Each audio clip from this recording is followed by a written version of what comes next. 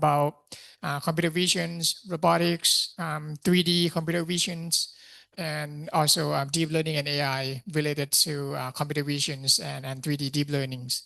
So then after that, I moved to the SEC, which is Security Exchange and Commission Thailand, which is we are overseeing the capital market in Thailand. So I was the data scientist, and then currently I'm the data engineering and analytic team leader.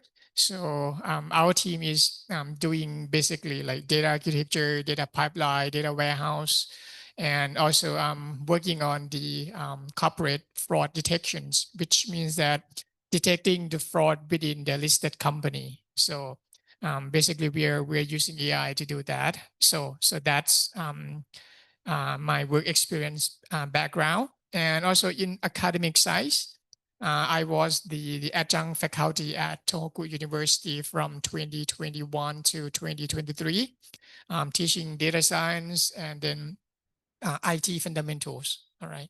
And with AIT, I started with PMDS2, and then also teaching a master student with regular curriculums. So mostly with only with the computer vision itself. And also I was the advisors to the students in PMDS and also in the master student at AIT as well. All right, so that's pretty much it about myself. All right, so before we begin, we don't have many people here, so I think it's better to get to know everyone here. So from on-site and as well as online, so we know each other background.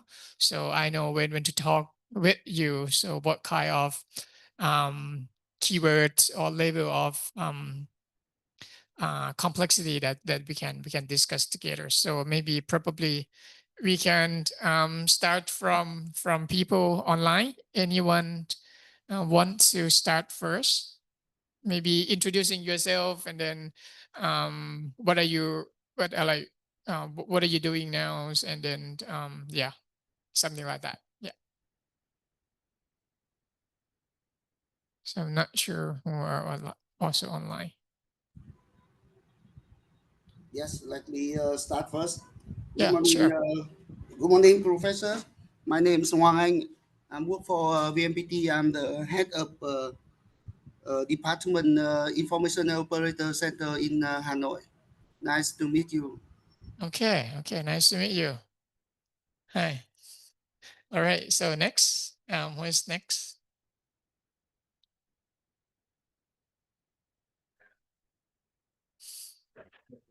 Anyone online? Yeah, let's start from online first. Good morning, Professor.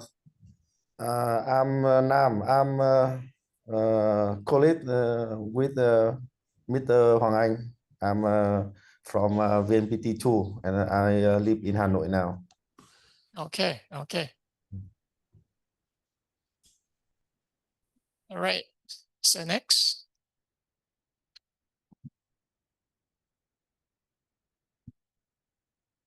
Good morning, Professor. Hello? Yeah, we hear you. Yeah. Good morning, Professor. My name is Hong. I'm currently working as an entrepreneur in AIoT industry. I am currently following the class. And thank you for teaching us today. I hope that I can meet you in today afternoon or tomorrow. Thank you. Okay. See you soon then. So anyone else online?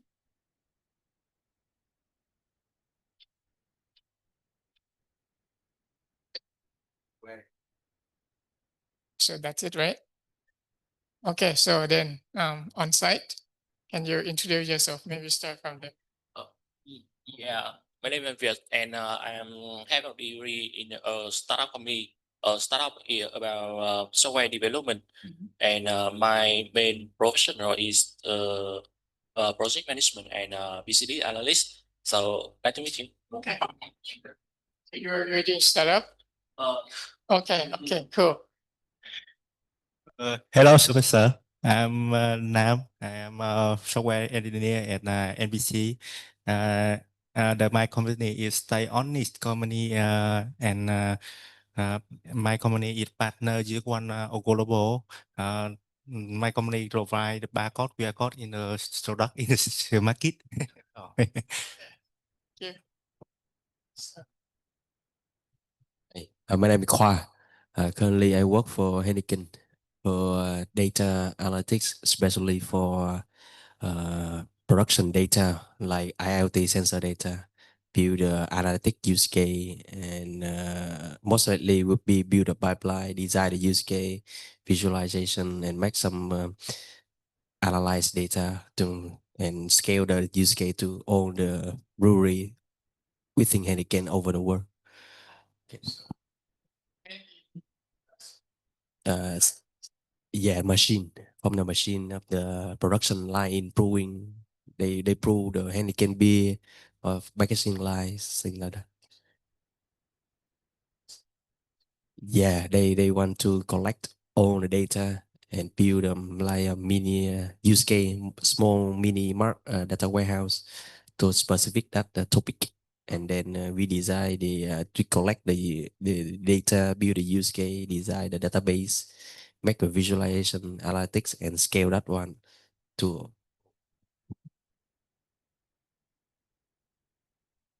Yes, sir. My name is Lê Quang. Currently, classroom have a two Quang.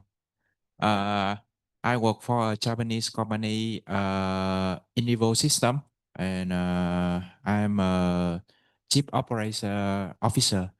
Already working for 16 years, and yes, and my company is a most of offshore for the Japanese market, and also have the product for the Japanese factory like ERP, warehouse system, human resource system. And now it spend more on the AI for the visual inspection in the warehouse, like the production line, to check in the product quality, and also for the embedding system, like sensor for the checking the automation in the production line. oh, okay, Yeah, okay. something like Oh, that. you speak Japanese? A little. Okay, okay, I see. Oh, okay, okay, I see. Japanese is 2 hour sooner with the Vietnamese. Right? Same with the Thailand. All right. Okay, okay, I see. All right, and in this class, we also have the TA. I think you guys may meet her like many times. So do we need introductions? Yeah, just go ahead with introductions a little bit. Okay, do you need my introduction? Yeah, just saying something. Yeah, okay. I'm also the PMDS2 Master of Data Science of the Season 2. And currently I'm pursuing PhD in Deakin University in Applied Artificial Intelligence Institute. Actually, my major is also about computer vision. I think that's all. Okay, thank you. So she will be our TA. So if you have any questions, maybe you can reach her out. So she will help you out. All right. So let's start with today's class. All right. So today we have two classes, one in the morning and one in the afternoon. So the style of the class. So we will first learning the theories, which is like all the theory, all the lectures, and then we will have 1 hour to do the lab. All right. So today in the morning we start with some introduction first, and then in the afternoon we'll go with the lecture, the theories, and then we will have roughly about 1 hour to start practicing something, getting things started. All right. So in almost every classes, we are going to have a lab. So then you can implement what we have learned in that class. So so I don't want to teach you only the theories. So I want you to get your hand dirty so then we can implement something. All right. So what is the what is this course is about? All right. So in this course, computer visions. So how does computer vision works when comparing to human visions, right? Computer visions means that we are integrating the eye into a machines. So the machines. So let's first look at human vision first. So the human visions, everyone have two eyes, right? So we use our eye to perceive the environment. So we get an input as an image. So then our brain start processing that, trying to interpret, trying to understand the environment, trying to understand the scenarios, and then we can interact with the environment. We can understand the environment. We can interpret what are the objects around us, what are the people around us. So then we can interact, we can navigate through the environment. So that's how the human vision works.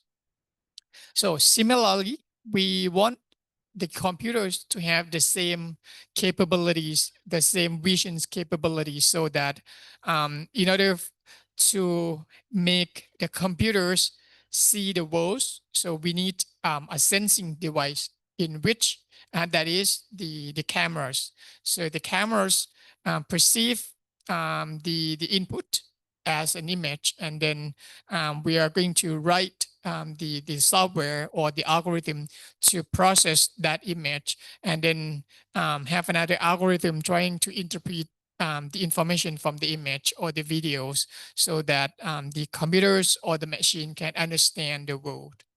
All right, so that's how the computer, that's basically what computer vision is all about. Okay. So from humans to machine visions. So we as a human, when we saw something like this, right? When we saw something like this, we are seeing the numbers, black and white and gray patterns. But the computer doesn't see that. All right. So what computer see is just a number, all right, a value, or we call it a pixel. All right, it's just seeing the patterns or seeing the value inside each patterns. All right, so that's what the machine see. All right, so what is computer visions comprised of? So computer visions can be a combinations of these three areas, right? Image processing, computer graphics, computational photographies. So it can be a combination of these things. All right. So let's first start about talking about image processing. All right. So image processing is just a method that we use in a computer visions. All right. Image processing and computer visions are different things, but they are related to each other. The image processing is just a method, all right? So that you can use this technique to manipulate or modify the image. All right, image processing is about the algorithms that we are using to process the image. All right, so that's image processing. For example, we want to enhance the qualities of the image, so that's the image processing. We want to perform the image restorations, so that's image processing. All right. So what about the computer graphics? How it is related to computer visions? So computer visions is an inverse problems of computer graphics. So if you look at the pipeline, let's look at the image first. So if you are receiving the image, and then we have some sort of system or software that processing the image, and then we can retrieve the informations within the image. So that's what we call computer visions. We are extracting the informations from the input image. So that's the computer visions. So on the other hand, if we want to simulate the real world, so which means that we want to generate the image or we want to generate the video. So what we need is what is the camera, we need to define the light thing, we need to define the geometries. So all this information combined together, we are able to reconstruct the image. So that's what we call computer graphics, which means going from some sort of number, some sort of algorithm, and then we got the image. So that's what we call computer graphics. All right. So from these slides, you can see that computer graphics and computer vision, they are inverse problems to each others. All right.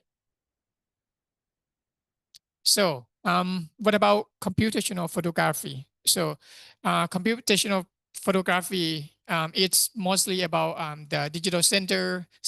It's about optics. It's about the actuators that we can use to capture the image. For example, we have the HDR image. So that's what we can come up with, optimizing the optics system, optimizing the sensor, processing pipeline of the image from the optics until we get the image. So it's all about the pipeline, how you construct the image from the hardware to the software. So that's all about the computational photography. From the lightings, from the optics mean those kind of sensor, those kind of lenses, something like that. So those are the optic system, so that we can construct the pipeline, optimizing the pipeline, how we can capture the image sharper, how we can capture the image faster. So how can we enhance the quality of the image? So that is all about the computational photographies. All right. So all these three areas together, we can come up with computer visions. So computer vision is a field that enable the machine to see and derive a meaningful information, which means that we receive the image as an input or the video as an input, and then we want the machine to extract the informations from the input. For example, in the image, we want to detect the human. So which means that we need to write the software or the algorithm to extract what are the properties of humans that we have to extract. We have to come up with some sort of algorithms, right? Or in another example of computer vision would be a self-driving car. So how can the car detect the obstacle? What are the informations from the image or from the video that the car should be processed, right? Or in the case of quality checking, the QC, or object inspections like his company is working on. So after the image is captured, what are the defected product should look like? So we have to extract that source of patterns or informations from the input image. All right, so that's the computer vision, which means that we want the machine not just seeing, but understanding, extracting, understanding the image or understanding the scene. All right, so that's computer visions. All right. So what are the key components of the computer visions? So key building blocks, or I would say it is a pipeline of computer visions. So first, we have image acquisition, which means that we need to capture the image. So that's the first thing we have to do in computer visions. And then after that, the image that we capture, it needs to be further processed. For example, if the lighting condition is not that good, we might probably need to enhance it. We might need to adjust the brightness of the image. So that's what we call image processing. Process the image, enhance the image. All right. And then after we enhance or make the image a better qualities, and then after that we can do a further algorithm, for example, perform a feature detections. So what I mean by features, for example, we want to do a panorama image. All right, we have two images. We want to stitch them together. So how can we stitch these two images together? Which means that we have to find a similarity point within both of this image. So then we can stitch them together. So that's what we call features detection. Detect some sort of key point in the image so that we can utilize that key point for further analysis or further operations. So that's a feature detections. So there are many kinds of algorithm to do features detections. For example, doing the corners detection, doing the edge detections. All right. So those are the feature detections, and the component number 4, 5, 6 is mostly parallel. It depends on what kind of application you want. Okay. After you detect some features, you probably want to perform some segmentations. Like for example, in a self-driving car, you probably want to segment out the road, humans, the trees, something like that. So you want to differentiate the different objects within the scene. So that's what we call segmentations. And for object detections, you want to detect what kind of objects, your object of your interest. For example, if you want to do the inspections within the line, so you have your object of interest. So first thing first, you have to detect it within that image, where it's located within the image. So that's what we call the object detection. Detect the image of our interest, and then probably, for example, you want a robot to pick up some sort of objects from a bin. So we call bin pickings. So the robots need to be able to detect an object and locate it where it is in the image, so that it can control itself to reach that locations to pick it up. All right. So there are many applications for bin picking. All right. So bin picking is basically you can do it in 2D or 3Ds. All right. And also scene understanding is it mostly to understand the environment. All right, to understand the environment. For example, in let's say self-driving car, how can the car understand the movement of a human, whether he or she is going to stop or to cross the road, or whether the car ahead is going to turn left or turn right, something like that. So in order for the machine or for the car to understand the environment, it needs to extract informations, and it needs to find the relationship between things in the image. So then it's understand the worlds, how the world is moving. All right, so that's what we call scene understanding. So these are the key components of the computer vision. So the first three is actually the most important, because it is the foundations that you can come up with some other application. The number 4, 5, 6, it's just more like about applications after you be able to extract some features from the input image. So it depends on you what you want to do next. You want to do segmentation, you want to do object detections, you want to do scene understanding. So it's all about the application for the component number 4, 5, 6. All right.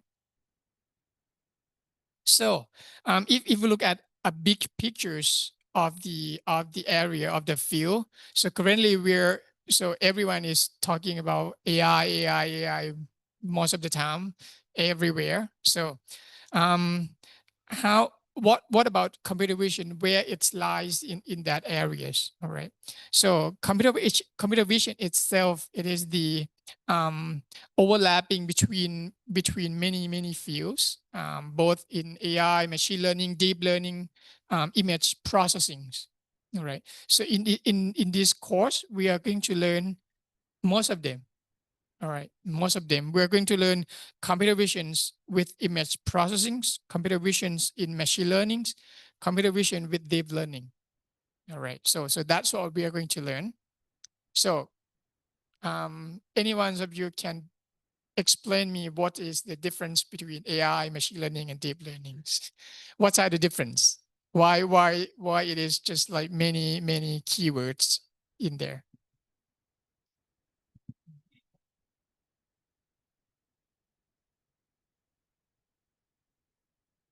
Why it's called deep learning? Why it's not machine learning?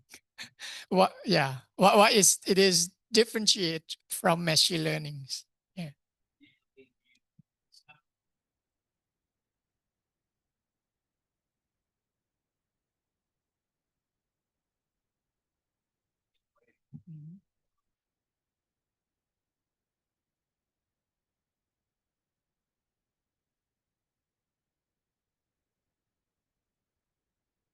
Mm-hmm.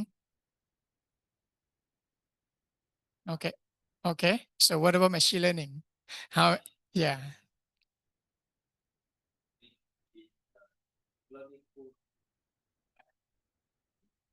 The learning the balance. So deep learning also finding the patterns within the data.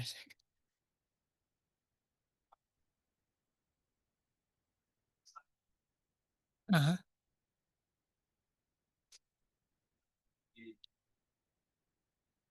So anyone want to try?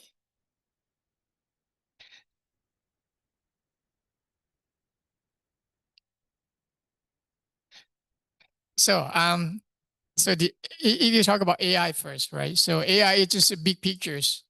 So AI, the definition of AI is that we are trying to develop or building computers that has a capability like we as a humans. So that's the general general definitions of AI, right? So, but AI in the early day, what it does is that it's just trying to extract a logics from humans. So what I mean by logics, for example, if you go to a doctor, right? If you go to a doctor's, what how can the doctor diagnose the patient's disease?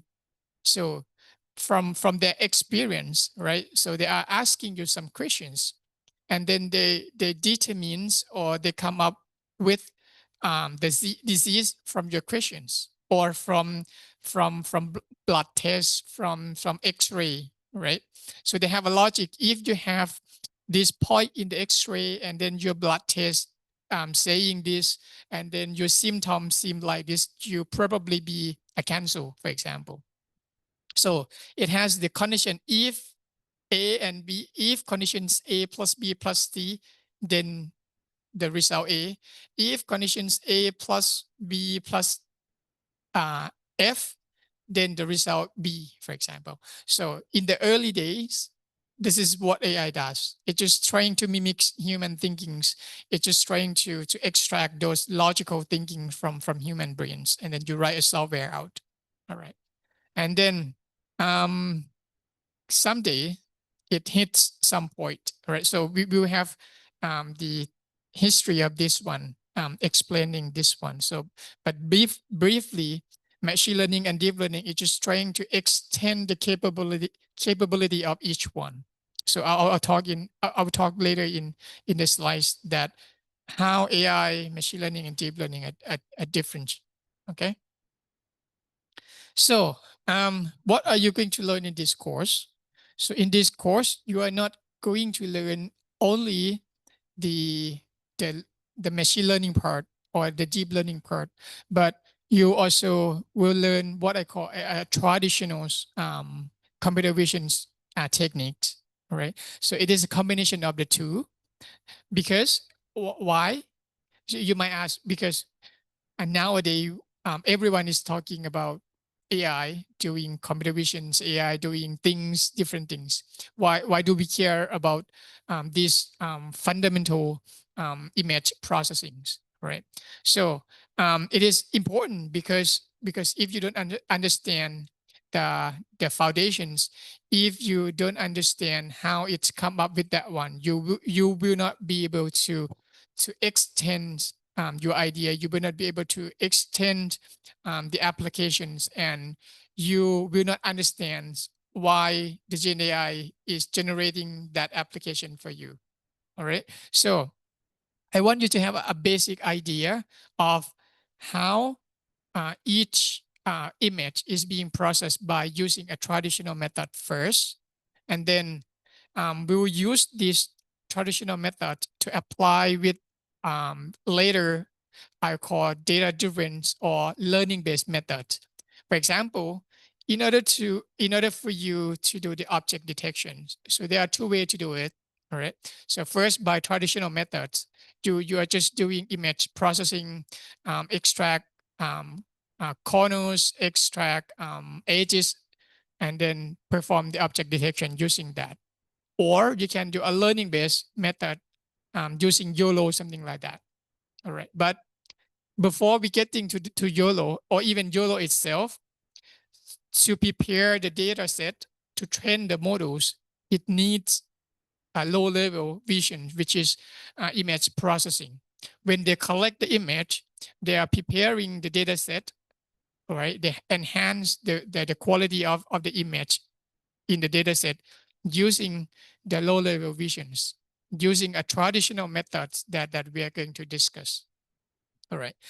Or in some cases, if you are going to apply to your company application or something like that, probably the problems or the solution that you are needed might not need AI because AI might overkill it.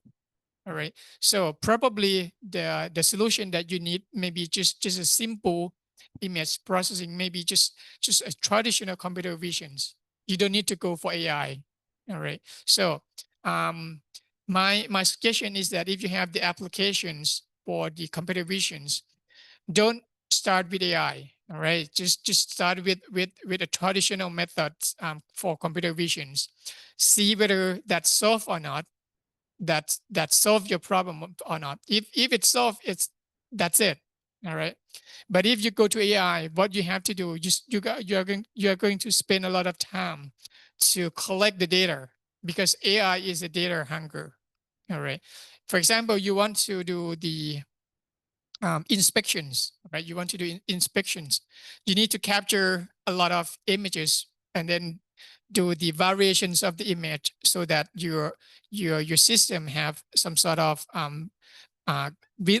resilience, or it can tolerate the change or variations of the environment. So you might probably spend 60% of the time of your projects doing data collection, data preparations, and then you do model layers. So probably the problem or the solution that you needed maybe just a simple template matching. That's it. All right. So from my experience, so we mostly start with the traditional techniques first, and then we move to if that doesn't work, so we move to AI later, because AI come with a lot of cost, computational costs, as well as the project, the time cost as well, training the models, preparing the data or something like that. All right. Yeah. Yeah. Yeah, right. So most of the AI or data science projects, the time that they spend the most will be data preparations and data acquisitions. All right. So maybe 60-70%. Doing model is very simple. You know, if you have a good data set, probably you can get a model in an hours. All right. So, and if you cannot get a good quality data set, you probably wasted your time for that. Maybe the solution would be just go with traditional methods. All right. So that's why in this course, I want to have a combination of both. All right. Have a combination of traditional methods and also learning methods. Okay. So let's now talk briefly about a history of computer visions, AI, and why we need to know a history of GPU as well. All right. So here's a briefly overview of all these three areas together. All right. So we differentiate by the colors. So let's first look at the history of computer vision. So computer vision have a long history. It way back to 1959, where these two scientists have the experiment trying to extract or to see how the brain works, how the brains or what we call visual cortex works when it perceives the images. All right, how the cat's brain works, and then we can come up with how human brain works with the image. So that's where it is started. The secret of visual cortex in our brains. So because they want to study how the brains interact with the image that it received from our eye. All right. So and then we fast forward to 1963, Roberts, the name of this guy. So what he does is that, so after they study how the brain works, how the brain processes the image, and then this guy, what he want to do is that, so when we have the image, we capture the image, how can the computers display this image? For example, here we in this day, it is very easy for the computer to visualize or to display the image. For example, in the 3D image, right, 3D objects, it is very for the computer to compute how to display the 3D objects. But way back in 1963, it's very difficult. So this guy just come up with a method how the machine perceptions of 3D solids, which means that how we can make computers or machines to display the 3D objects, right? So what basically he does is that he tries to extract features and edges, straight line, and then mapping it into some mathematical equations to draw a line. So then we can display these 3D objects onto the monitors. And then 3 years later, there's a group of scientists that they want to study. So the previous guy is trying to understand or to make the computers be able to display a 3D on a 2D, all right, from 2D image to display 3D in the monitors. So then after that, they want to study how we can extract the informations from that input image. All right. So the pipeline would be similar to this, which means that after we receive the input image, we are trying to extract the features. So it's called a primal sketch. So the first thing they have to do is trying to extract a lines, a curve, and edges, and then combine them together into a blob. And then use that to find the orientations or the depths of the image, and then trying to model the 3D representations of the image. All right, which means going from 2D to 3D. All right, so how can we model the 2D image into 3D? So that's what they are doing. And then from that work, people trying to come up with so we doing this visions thing, representational framework of visions in this pipeline, so we are able to extract informations from the input image. So, and from there, people are trying to use those fundamental to perform some application. For example, perform a recognitions, human recognitions, maybe for example, recognize the head, the body, the legs, the hands, something like that, using that background knowledge. And then they can do the edge detections for recognitions. That's what we call a canny edge in 1986. That's where the canny edge detections algorithm was born. And then they also do groupings for recognize or to segment the image to find the different segments of the objects within the image. And then here's one of the most important or most popular computer vision's algorithm, that is that's what we call SIFT. So it used to match the features, or it used to map the objects from 2 points of view. All right, we're going to study this as well. For example, if you have your phone and then you use a panorama mode, all right, you just panning your cameras. So that's what it does behind the scenes. It using ZIF to match between the consecutive 2 frames of the image and then merge them together. So in this course, we are going to write the application to perform the panorama as well. Okay, so in your iPhone, or I'm not sure, in Android or Samsung, they have panorama. So in iPhone, we have panorama modes, and then you scan, you're just moving your camera around. So it will capture the image and then stitch them together. You're going to get a panorama. So we are going to do that as well. Okay. And then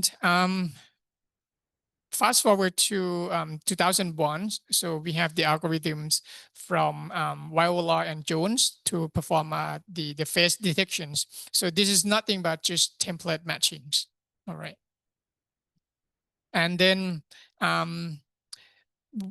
the most important thing that computer vision's community struggle with is the data set. All right. So in the past, they are just probably testing with like a couple hundred of images. They might test their algorithm with a couple hundreds, not even thousands, I would say that. So there's a group of researchers in Caltech that are trying to collect the data from the internet, so that other people can use this data set for some others research. So it's called Caltech 101, which is it has 101 categories of the image. And then followed by the Pascal. So this is the most time-consuming step in computer vision. So these people, that's why we are very recognized, this group of people who are collecting the data, labeling the data. Right, like for example, if you capture one image and then you want your algorithm to be able to detect the image, you first have to have a ground truth, right? You first have to have a ground truth. So you have to label each and every object possible that you can within the image. So probably one image would take you 5-10 minutes to do so, all right? So that's the most time-consuming step in computer vision as well as AI. All right, so that's computer visions. So I'm trying to explain the history of computer visions, AI, and GPU, so that you can see a clear picture how these 3 areas mappings or overlapping together. Right. So let's come back to the history of AI. All right. So history of AI, it has to go way back in 1958, where we want to study how human brain works, how we perceive, how we calculate, how we store the data in our brains. All right. So this Rosenberg, he is studying like these are the three most important questions that he came up with. And then he doing this research to answer these questions. That is how information is about the physical world sensed or detected by the biological system, which means that how we as a human, how our brain receive the informations or sense the informations in the real world. And the second question he asked would be, in what form the information store or remembers in our brain. All right. And then the third question is, how does information contained in storage or memory influence the recognitions? Which means that how can we use the information in the past to recognize the objects that we are currently facing? For example, when you were a kid, you probably don't know how to play, how to type a keyboard, right? So, and then you sensing when you grow up, you are learning. And then after that, when you later you see different layout of keyboards, you know how to use it because you already have that information for somehow. All right. So that's the beginning of what we call the perceptron. All right. So the perceptrons or the neurons is some sort of the same thing. Is the smallest entity within our brains that is used to process the information, store information, sensing, or sending the signal to each other, communicating to each other. So that's what he came up with. This is one of the first neural network architectures. All right. So and then after that, these two researcher is trying to do what perceptron cannot do. All right, what perceptron cannot do, what kind of logics perceptron cannot do. So so they come up with the conclusion that perceptions cannot represent the XOR functions. All right, exclusive OR functions. And the AI is getting started from the guy called Fukushima. So he is trying to he's doing what we call neocognitron. That is, he's trying to construct the neural network using the perceptron and then performing a combinations of mathematical equations. So this is the very first neural networks that we have seen in 1980. And then from then on, people has been exploring how to construct the artificial neural network that is trying to mimic human brain behaviors. So one of the most one of the most popular or one of the most important papers would be a back propagation that we are using through nowadays, right? So which means that what is back propagation in short is that it's just the way that how the information is sending back from the input, from the output to the input, and then adjusting the parameters. For example, if you are developing the AI to detect an apple or a dog, I say a dog, and if the AI is classifying a dog as a cat, so which means that we have to adjust the parameters somehow. So in order to adjust that, the parameters, what I mean by parameter is the parameters of the neurons. So in the neuron, we have some sort of parameters, right? So we need to adjust that so that we back propagate using Markov chains. We back propagate, which means that passing through the informations, why our models is classifying dog as a cat. So we back propagate that informations and then trying to adjust every neuron in our neural network so that it's perform better next time. So that's what we call the back propagations of the errors. All right. So fast forward to 1998. So that's where the real machine learnings start to work. So you probably know him, Jan LeCun. So is the founders or the founders of the LeNet 5, which means that he constructed 5 layers of convolutional networks to classify letters and numbers using MNIST digit dataset. So that's where it starts. And then in this period from 1998 to 2006, so the problems that prevent the progress in machine learning is the data set. All right, in the data set. So we don't have a good data set. So if we go back to this slide, as you can see, in 2004, we only have Caltech data set. And then in 2007, we have Pascal data set. So which means that during this period from 1999, 1998 to this 2006 or somewhere, so we don't have a collections of data set that we can use to train the models. All right. So before I go to deep learning, so the AI, so now we back with the AI, right? We know the AI is in general is trying to mimic human behavior by extracting the logics. And then the machine learning is a computer's programs or a computer software that performing a task without explicitly programs. What I mean without explicitly programmed, which means that we don't have if-else logic rules. We don't tell it what is the dog looks like, what is the cat looks like. We don't tell it that. All right. We let it learn by itself by using a back propagation to adjust the parameters. What are the property of the cat looks like? What are the patterns in the image that should be the cat or should be the dog?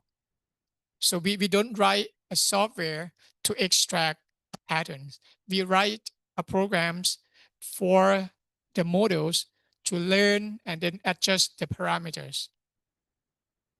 You got it? The difference between AI and machine learning now. All right. So it's without explicitly writing a programs of how the features look like.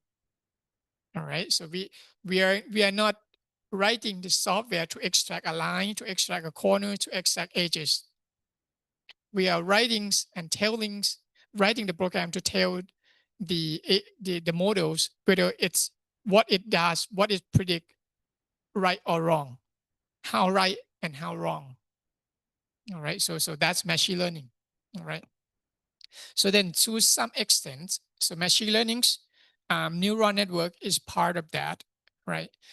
Neural network is part of that. So neural network is nothing but it's just a collection of neurons. You're stacking neurons into layers, right?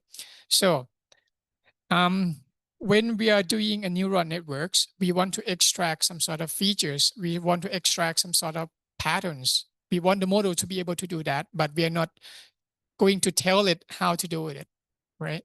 But we want it to do that. So in order to do that, which means that the models need a lot of data as a sample to extract the patterns. So that's where deep learning, I mean, that's where the community getting stuck. All right. So after 2006, when we get a lot of data, people start realizing that we need a lot of data. So they are trying to collect many data sets, for example, Pascal, Caltech, MNIST data set. And then from there, a group of researchers in Stanford, led by Fei-Fei Li. So they are trying to, they collect the data set called ImageNet, which is like millions of image available on the internet, and then trying to label them. So that's where it gets started, the deep learnings. And then one of the first deep learnings models that is reaching or that is reaching human level in terms of image classification is called AlexNet. in 2012. All right. And from there, deep learning just take off. And then that's what we are having it from in today. All right. So a briefly history of AI. So as I mentioned, for the deep learnings or AI to work, one of the things that is needed is a large data set. All right. And another thing would be the computational powers, computational resources. So why machine learning? So we have something called the AI winters. So that period of time from 1998 to 2006 or 7. So that's what we call the AI winter, because we cannot push the boundary. We cannot make a progress in terms of the accuracies of the models. There are two reasons. First is the large data set. And then the second is the computational resources. All right. So when we are talking about computational resource, we are talking about a CPU, a GPU. All right. So because if I'm not sure how old are you guys. So back in like maybe 10 or 20 years ago, computer is just like one core. I'm not sure, 1 core, 4 core, Pentium 4, something like that. It's very slow, yeah. So, and then maybe probably you get how many gig of RAMs and hard disk drive, something like that. It's very slow, So, in that period of time, that's what they are using to train the machine learning or AI. So, if you talk about the GPU mostly like from 1999, they are using for gaming, right? For gamings, for the graphic people, yeah, Photoshops, doing a video editing, something like that. All right. So this is the first GPU from NVIDIA that is named GPU 256. That's the very first GPU with a 1 million polygons. That's what it can draw, 1 million polygons per second. If you are using with the graphics. And then NVIDIA just trying to keep that progress by like doing a general purpose graphic unit, because they want to extend the life of product to some other things, not just for gaming, not just for graphics. So they want it to be able to do something else. All right. So that's in the early 2000s, that's what we have called GPU, general purpose graphic processing units. But mainly it's still used only in those graphics, computer graphics areas. And then we have OpenGLs and DirectX. I'm not sure you know it or not. So it's a library to use to do the graphics, to render the graphics in the GPUs. All right. So DirectX from Microsoft, and then OpenGL, which is the open graphic libraries. That's what we call, that's what we use to render the graphics on mobile device and gaming console. And in 2006, that's where CUDA getting started. CUDA stands for Compute Unified Device Architectures. All right, it's just a parallel computing, which means that we can compute lots of informations all together at once. So that's where the CUDA getting started. So from there, when GPU from NVIDIA have a CUDA capabilities, it can do a parallel processing. So that's where it got attentions from scientific communities, so that they can use this to do some other computations in which the CPU cannot do. All right. So for example, doing a climate modeling, doing a fluid dynamics, doing a molecular dynamics simulations, bioinformatics.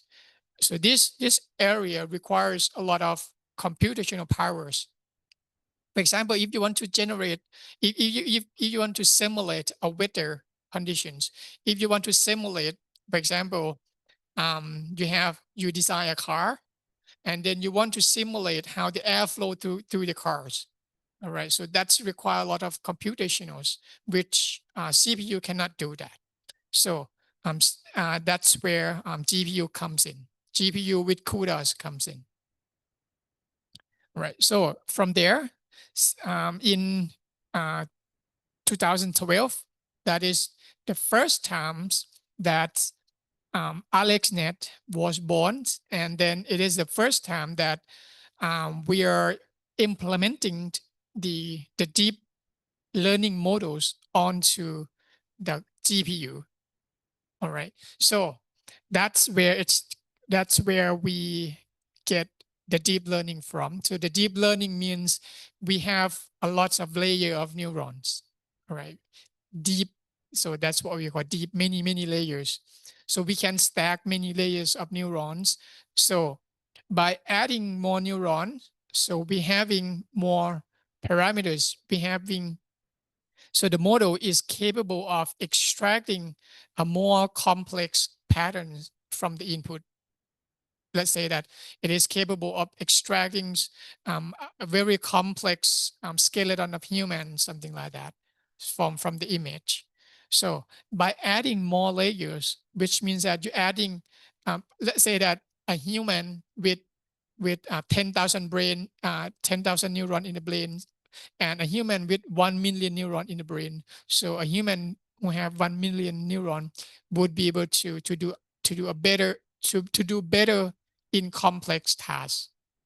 So similarly, models with more neurons also be able to do better in a complex task. Right. So that's where the word deep learning getting started. All right. So from there, not only GPUs, and Google trying to step in, they developed their own processing units that call TPU, tensor processing units. So Google is also keeping developing this until today. So if you are using Google Cloud, so mostly for the GPU, they are providing you with the TPU. All right. So if I would summarize what makes computer visions and AI growing so fast in the past, it would be 3 components. First, big data. Second is computational, and third, the algorithm. So these are the main key engines that make computer visions and AI growing very fast. All right. Any questions before we move further?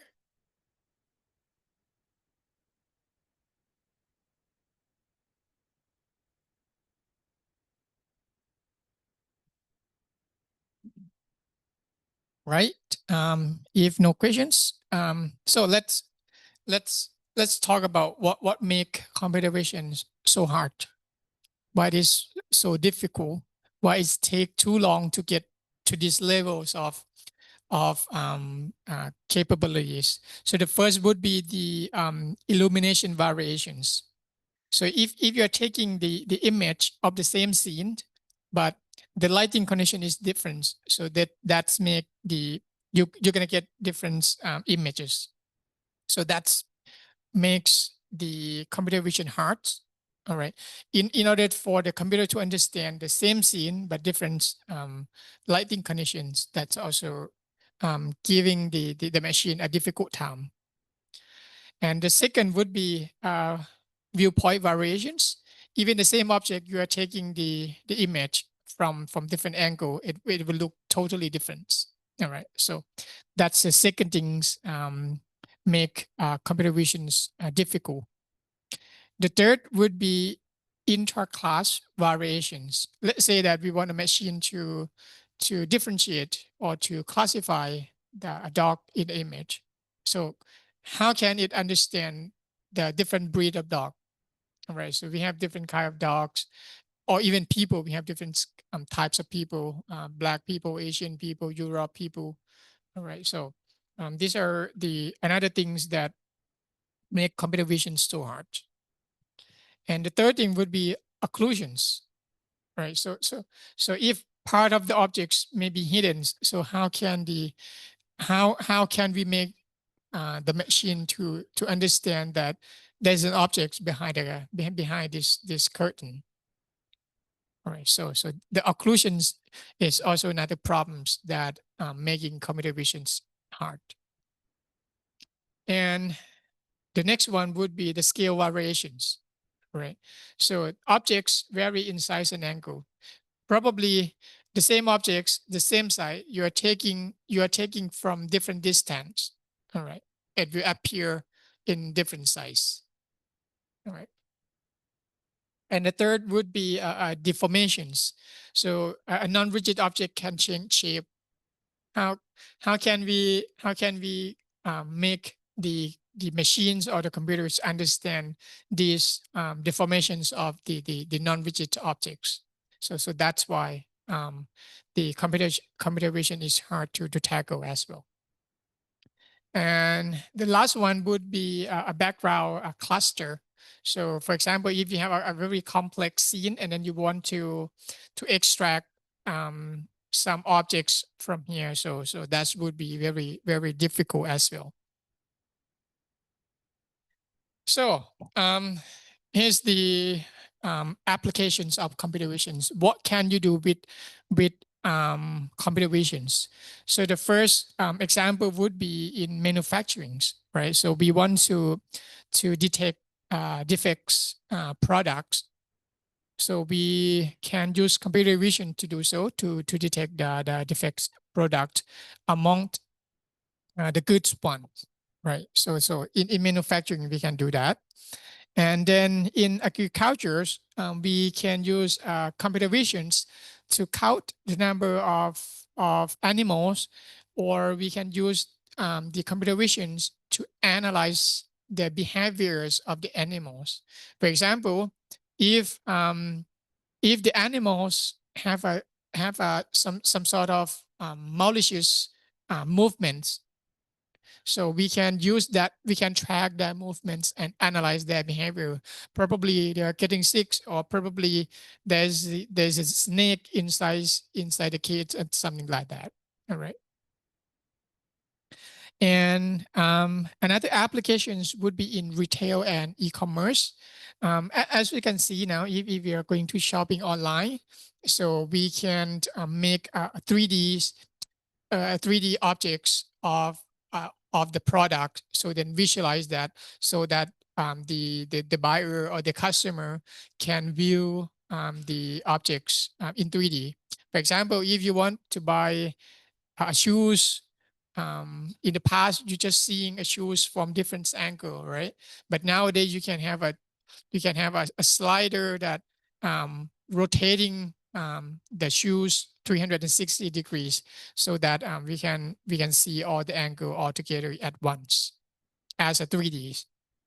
And also within a mall or within a mini mart, the owner of the store can mount the cameras and then trying to analyze which areas of the mall that people are mostly visited, where is the most crowded areas, or within the mini mart, we can use computer vision to analyze which shelf is the most visited, which shelf is the least visited. So then we can try to pick the product that we want people to see into a particular locations. All right, so that's another applications in retails and e-commerce. And another exciting applications of computer vision would be AR and VR, augmented reality and virtual realities. So for example, now currently Facebook or Meta is trying to developing the VR glasses with a Ray-Ban, so then we can mapping the 3D world with the objects that we are doing. All right. So in this course, we are going to develop a very simple augmented reality applications as well. All right. So And another application would be a self-driving car, right? So in order to achieve a self-driving car, first the car must be able to detect a lens. So that's a must, right? If it is not be able to detect a lens, it won't be able to drive to the road. And the second thing, it should have it should be able to detect obstacle. All right, so that's what we do, the image or video segmentation to differentiate between different objects, where the roads, where the sidewalk, where's the humans, where's another car, something like that. And also it need to detect the road signs as well. All right, so that's another applications of computer visions. And another application that needs a lot of development, there's a huge room of improvement is robotics, right? So in the past, robotics and computer vision are mostly used within the manufacturing area. So for example, a bin picking product. So we have a robot arms that picking the objects from the bin. So that's also the computer vision's applications. But nowadays we have this kind of robots that can walk around, that can detect objects, something like that. That's the combinations of mechanical computer visions, and so 2D and 3D computer visions as well. So this is another applications of computer visions. And I think maybe this one might be very familiar to you if you have a vacuum cleaners with yeah with the lidars. So yeah, I mostly use this at home. So yeah. So the vacuum cleaner is also using the computer visions as well, but it might not use the image, but it use some sort of lidar. So lidar is another some sort of sensor that you can receive, or you can get what we call a point cloud. So in this class, we are also going to learn what is a point cloud as well, and then how can we interact with it. All right, so that's in the area of 3D computer visions. And also computer visions not only on Earth but on Mars. Okay, so if you are a fan of NASA, you may have heard that they land some sort of rover on the Mars. So by landing the rover on the Mars, so they're using computer vision techniques to locate where is the landing site would be, the landing zone should be, and when is to deploy the parachute for the Mars, because they're using the computer vision to determine the height between the rovers and the ground of the Mars. So that's another applications of Mars. I mean computer vision as well. Yeah, they can measure the height. So in order to measure the height, it's not only use image, but using a combinations of sensors. So that's what we call sensor fusions. So it probably using a sonar sensor because it's very cheap and it's very small. It's really lightweight. Combined with the image, so then they can determine both the landing site and the height where to deploy the parachute. And I think if you're a big fan of football, right, AFF Suzuki Cup, something like that, so you might be familiar with a VAR, right? It's just a couple of millimeters. It could be an offside. It could be no goal between Thailand and Vietnam, something like that. You know, yeah. So that's what when the computer vision comes in. And also, if you're a big fan of American football like me, so it's very confusing, you know, American football and football in different continent. The same word football, it means different things, you know. Yeah, that's if you're talking to American people, football in our sense is soccer in their sense. All right. So yeah. So in American football as well, they are using a VAR to draw a line as well. All right. So this is the orange line and blue line that determined the startings and the target point that they have to reach. So these are overlaying the text. These are overlaying the lines onto the broadcasting TV. All right. So for example, if you look at this marker, 1st and 10 here, this is not the text on the field, but it is the text that is being overlaid by using computer vision techniques. And this orange and blue line here is drawing using the overlaying light onto the video using the computer vision techniques as well.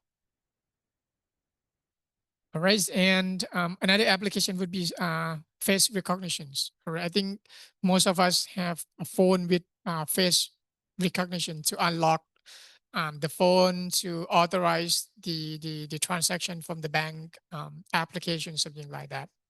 Yeah, so that's also the applications of computer visions. And another interesting area that is growing very fast is medical imaging. So there are many startups are working on this medical imaging.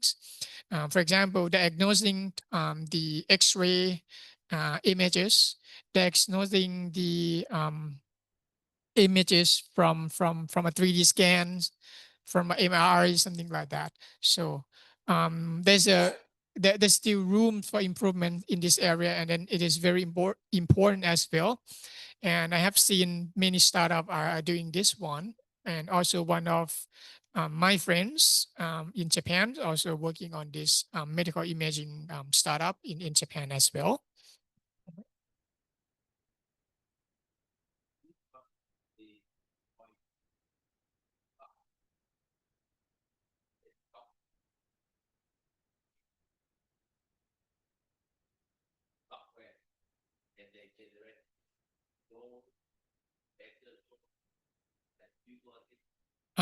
There are two models. There are two things you can do. First, the hospital can buy a platform and then install and their local machines. That's one first way. And then the second, they can use on the cloud. So upload the image onto the cloud, and then the service provider just run the model through and then give them the result back with pointing where is the abnormal areas, where to look for, and then what that area size of, for example, a tumor or something like that. Yeah. All right. So that's the applications of computer visions. As you can see, there's a lot of things that we can do with computer visions. All right. So let me first talk about the class the course logistic. All right. So the materials and the communication, we are going to use TU Classrooms. And then we have Tia, you already know her. And then if you want to send me an email, so you can reach me to this email, or you can ask me on AITU Classroom. All right. So I hope you guys are familiar with this platform.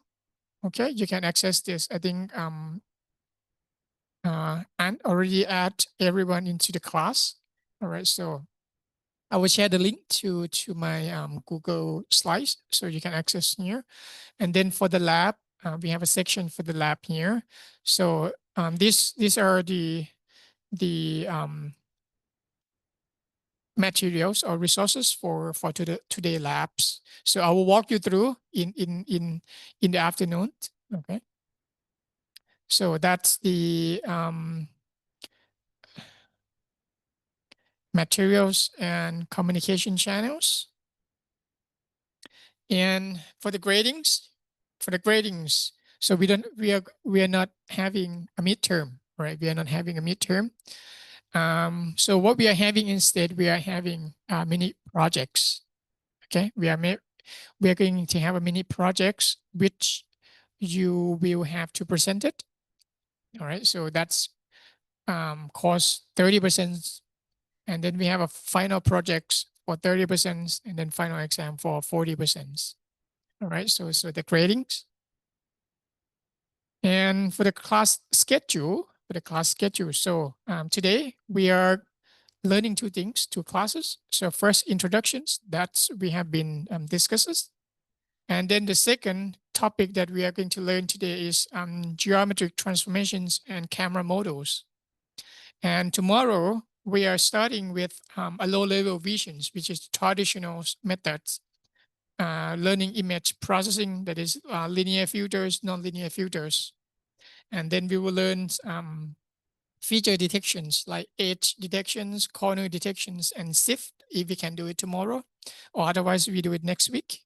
And then next week, Saturday, we are doing feature descriptions. All right, we have feature descriptions. So that's where we are going to create a panorama stitchings, right? And then, and so on set, it just crop it out. Let me see.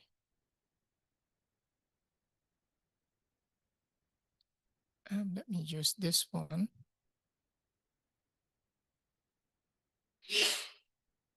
No, not this. It's my notions.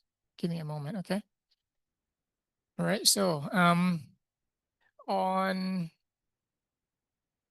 June 21st in the afternoon, we are going to learn camera calibrations and multi-view geometries.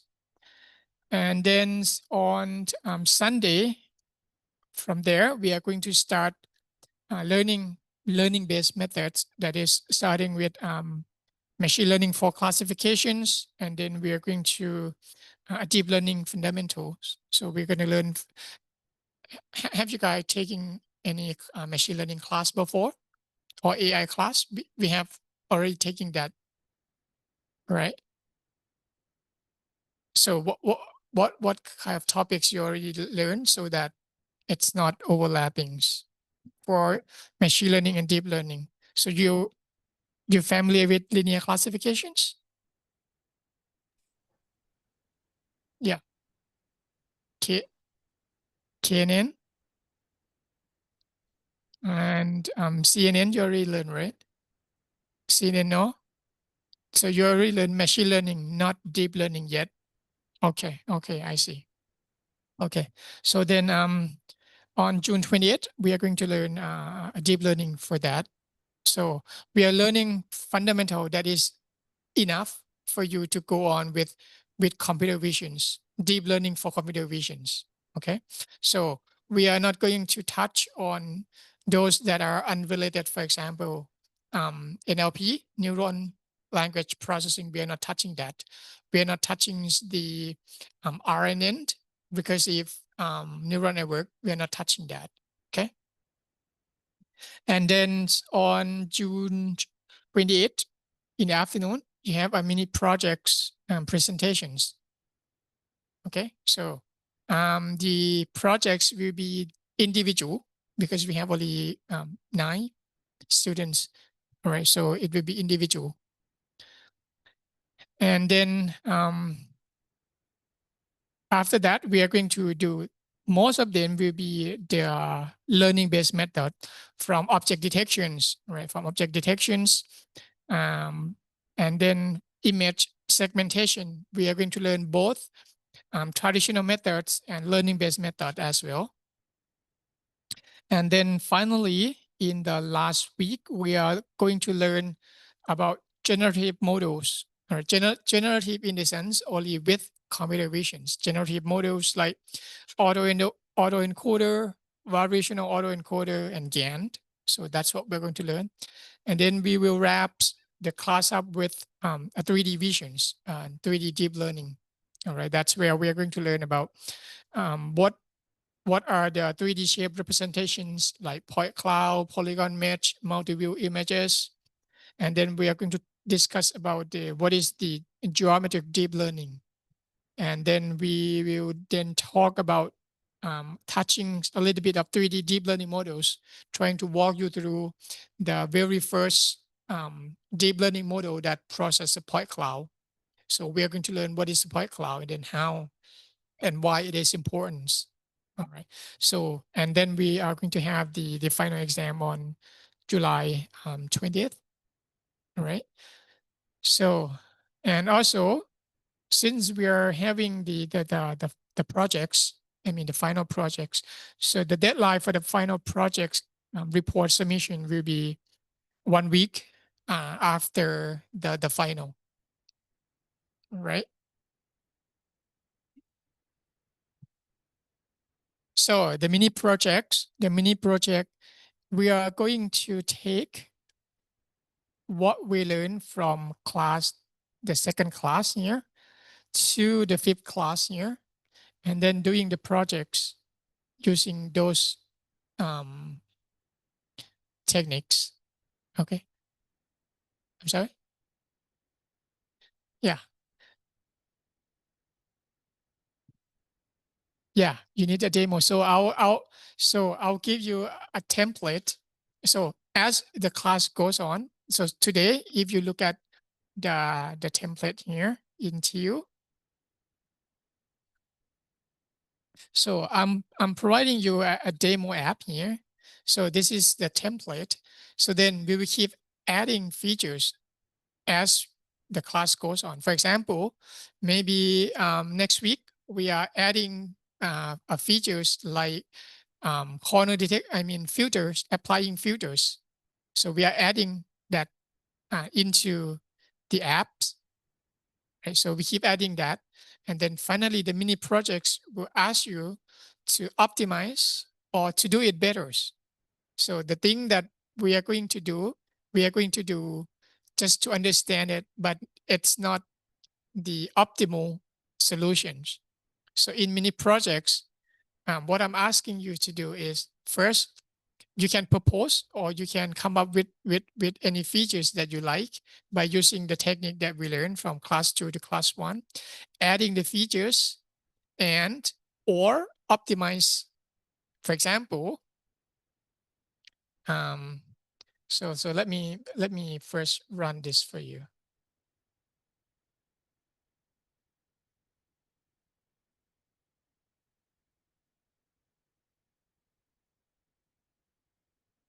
Moment, I cannot find my input.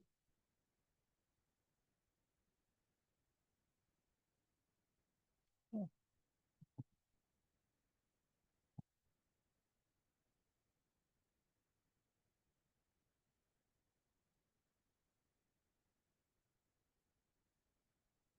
Give me a moment. It's always trying to disconnect to this.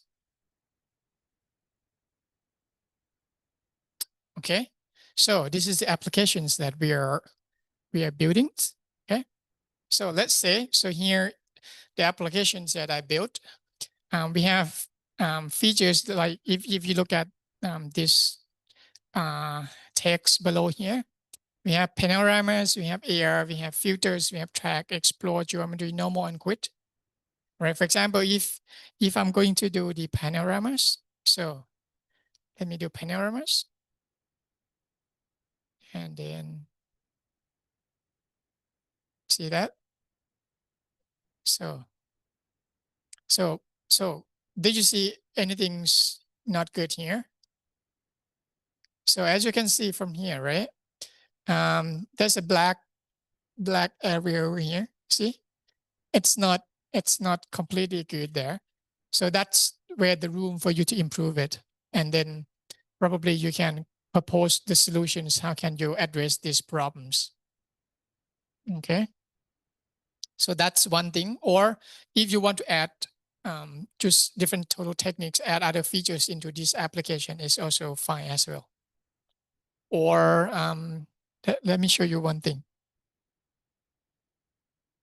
So we do AR. Okay, so we have a marker here. So see that? We can do the AR there. So that's what we are going to do as well. Okay, so we are doing AR there. Okay. Yeah. You probably, so here's a simple drawing, a simple cube. So if you can come up with like, you want to put dinosaurs, so you have to figure out how to put a dinosaur in there. Okay, but it has to be a 3D dinosaur. Okay, not just the image, but it has to be 3D because this cube is 3D. All right. So I'll give you this. I mean the patterns of this one. So before we are achieving this AR, we have to calibrate the cameras. So that's what we are also going to learn, how to calibrate the cameras. Okay. And also we can do doing a filter. For example, we have what is it? A grayscale to blurry. So blur we can change a different blurry effect as well. Okay, or we can do edge detections. We can do edge detection, something like that. Okay. So these are the fundamental features that I'm going to walk you through, and then the mini project is to enhance these applications, to make it better, or to add more functionality. It's all your creativity. Yeah, right. Right. So this is the example.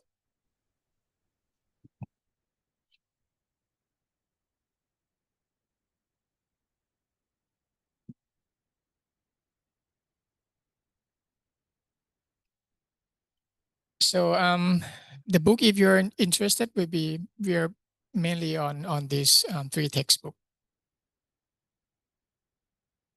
All right. So any questions?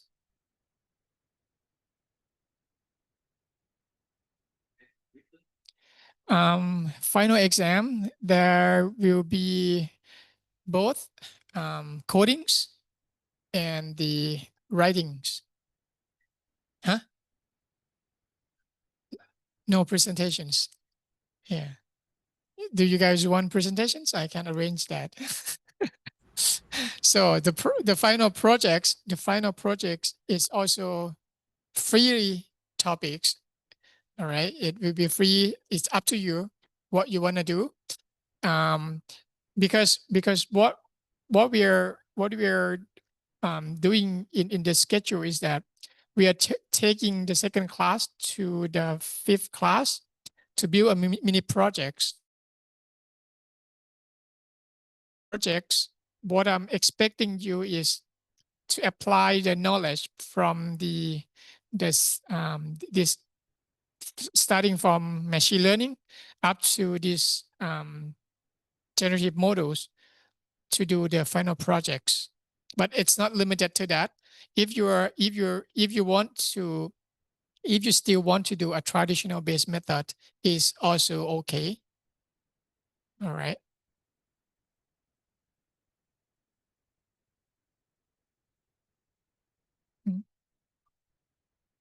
So no, there's the finals, and then you submit the reports after the finals. So there's no presentations. If you want to do presentations, we can do that as well.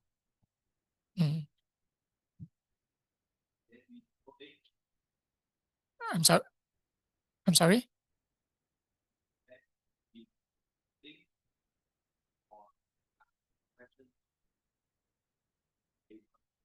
No, you can use Colab. Yeah, Colabs. But in Colabs, there's AI, right? So I'm still thinking, but to be honest, I'm okay for you to use AI as long as you understand it. Okay, because nowadays AI is helping you writing a software faster, but better, I'm not sure. It depends on you how you prompt it. Okay, so as long as you understand what the program does, I'm totally okay, right? So let me figure out how can we, if we are not going to allow you to use AI. So back in AIT in Thailand, we can ask students to come on site, and then we can use the VPN to block to GenAI's platform. But here, I'm not sure we can do that because I'm not sure we can using the Wi-Fi here to block access to that. Yeah, let me see. But from my point of view, I'm okay. I'm okay with you guys using GenAI, but you have to tell me what prompt you are using. All right. So yeah, or as long as you understand it. So writing or coding on papers for me is a little bit difficult. All right, it's a little bit difficult to grade because I cannot run your programs, whether it's working properly or not.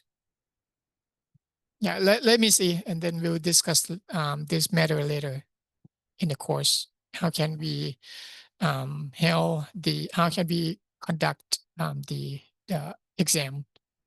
Mhm. Mhm. Mhm. Mhm.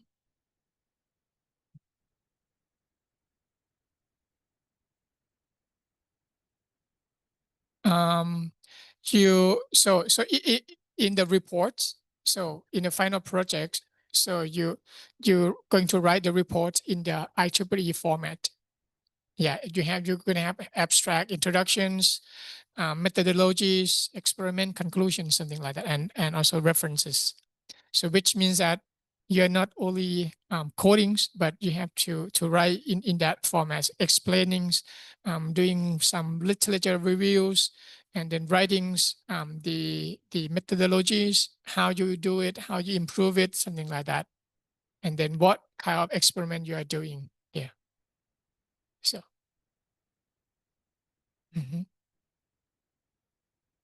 So any questions from online? No, sir. Very clear. Okay.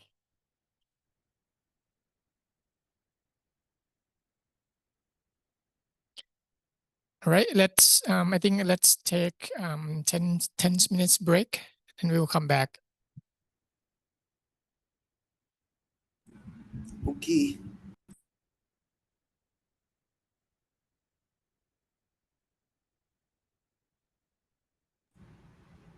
Việt ơi, ngồi học tại chỗ đi về gai cho anh em nhé.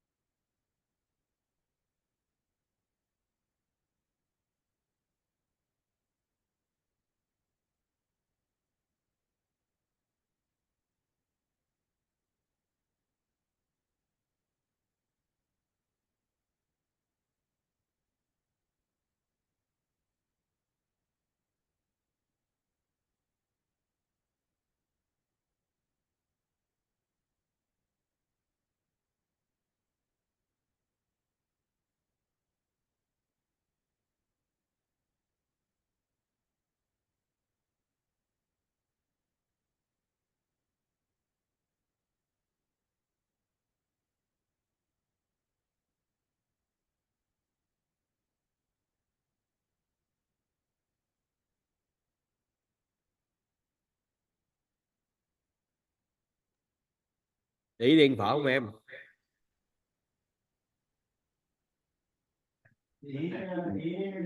Không.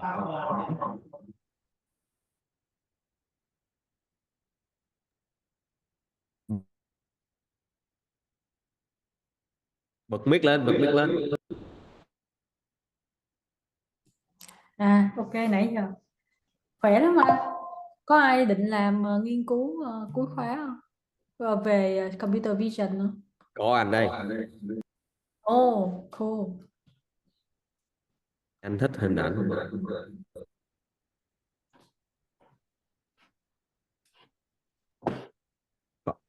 Phở bên Úc chắc ngon hơn đúng không? Không khí trong lành mát mẻ.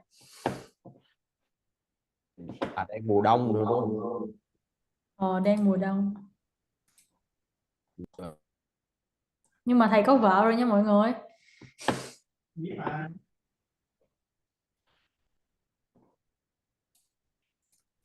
Ủa, anh chỉ về cái này ăn phở thôi mà.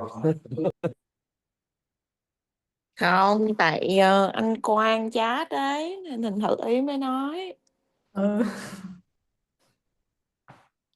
Lớp này được cái yêu thương chị lắm em, già trẻ lớn bé gì cũng mai mối cho chị hết, cảm ơn xỉu luôn.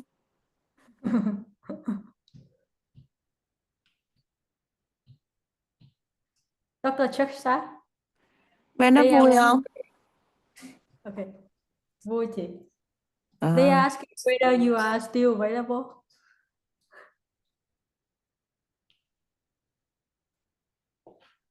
I cannot hear you.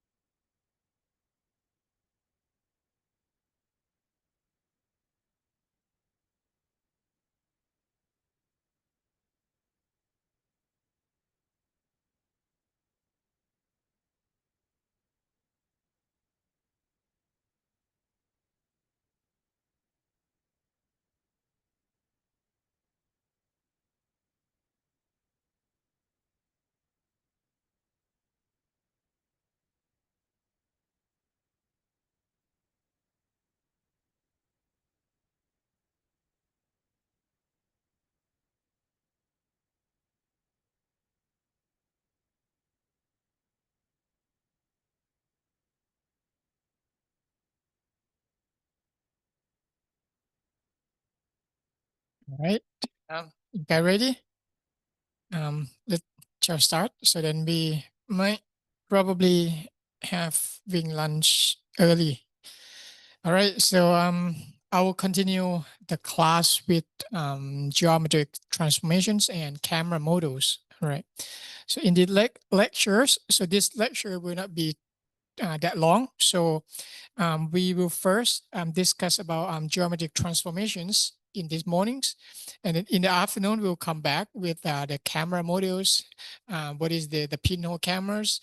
How is the point in 3D world can be mapped into 2D images. So we will discuss that in the afternoon. And then after that, we will have a coding session. I mean, the lab sessions, setting up the environments for the lab. All right.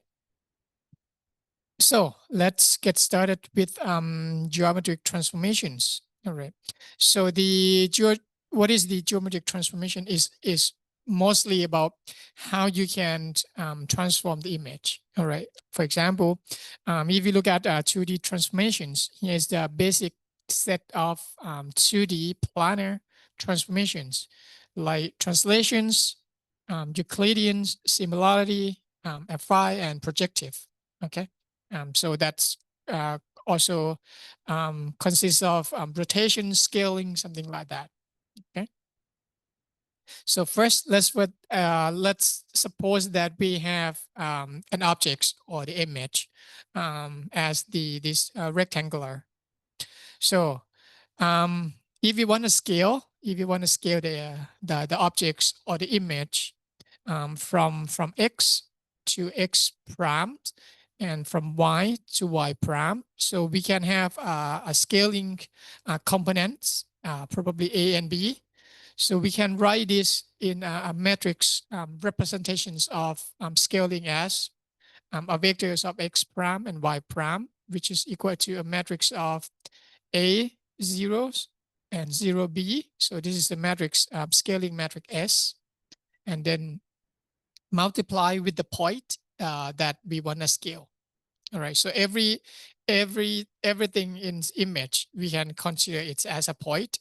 So to scale this point x and y at coordinate x and y, we can multiply this point, which is the vectors, with this scaling matrix, so that we going to achieve like increase the size of the objects or decrease the size of the objects. So we can multiply each component by some scalar value. So we're gonna get the scale versions of that point. All right.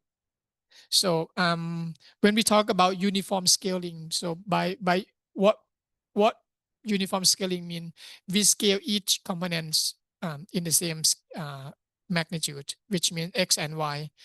We scale, for example, by 1 by 2, but both in both directions. That's what we call uniform scaling. And the second transformation would be rotations, right?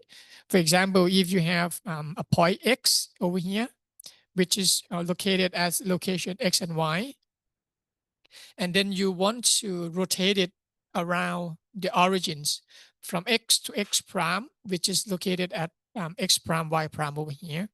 So we can calculate the new locations x prime, y prime by these equations. That is, x prime is equal to x cos theta minus y sine theta, and then y prime is equal to x sine theta plus y cos theta. All right, so we can rewrite it in a matrix form so that it is easier for us to write programs or to be able to calculate this sorts of transformations.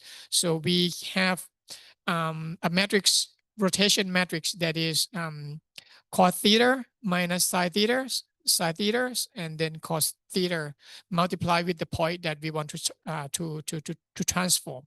All right, so this is how we perform a rotations for any point or for any objects in the image. In clockwise, yeah. So it depends on So the theta is clockwise. So 0 from 90s, and then 180s, and then to 70s, and then 330, 360. Yeah. So if we look at these are the summarizations of 2D transformations. So we have a matrix, scaling matrix, and then we have a rotation matrix. All right, scaling matrix would be S of X and 0, and then 0 S of Y. That is, we are scaling in either X or Y directions. So if we are performing uniform scaling, Sx and Sy would be the same numbers. All right. So the rotation matrix, we have to specify the angle, how many degree we want to rotate. So that will be a theta. So shearing will be similar to scaling, but it just move a point. All right, just move a point. Shearing, for example, you have a rectangles. If perform shearing, which means that you pull out. Let me see. Let me write it. Okay. So let's say that we have this rectangle. All right, we have this rectangle. Suppose it's rectangle. Shearing, which means that we pull this point and then this point. So we're gonna end up with this shape. So that's what we call shearing. All right. So by using this matrix, so if you multiply this matrix with an X and Y, so you're gonna get you're gonna get this sort of behaviors, right? So that's what we call shearing. Yeah. All right. So, and then this matrix is just flipped in the Y directions, right? So -1, 0, and 0, 1. So that's a flip the image. So, and then if you do this, the second one, flip across the origin, is mean flip both in X and Y directions. And the other matrix would be identity matrix, which means that it does nothing. It's just you multiplied it with anything, you get the same thing. All right, so we have scalings, we have rotations. Now, what if we want to translate, or we want to move the one point to another locations? So how do we implement the translations? So the question is, so if you want to translate one point to another point, so X prime, we can get X prime is equal to X plus some translations value in X directions. And then Y prime is equal to Y plus some translation value in Y directions. All right. So if you want to move this, if you want to move these objects from here to here, you have to move it in both X and Y direction, right? You move X and then you move up Y. All right. So the question is, can we do this in the form of matrix representations, right? Because in rotation and translation, we did it in the form of matrix transformations. But for translations, we cannot do that. All right, for translation, we cannot do that. So what we can do is that we can use, we can add what we call the augmented coordinate. So instead of representing any point by a vector of X and Y, we are representing the point by adding another coordinates X, Y, and 1 over here, which is we will see later that it is called homogeneous coordinate. Homogeneous, yeah. So by adding this extra coordinates, we can now, using a matrix representations of translation. So the matrix would look something like this. It will be 1, 0 tx, 0, 1 ty, 0, 0, 1. All right, so then we can multiply this matrix with any point, so that we're going to end up with a new. All right, we can translate this point to this point by multiplying with this matrix. So if you want to move 5 pixels in X direction, we just specify 5 over here. And then 10 pixels in Y direction, we specify 10 over here. So we multiply with any point, it's gonna move that point 5 in X and then 10 in Y directions. Okay. I'm sorry?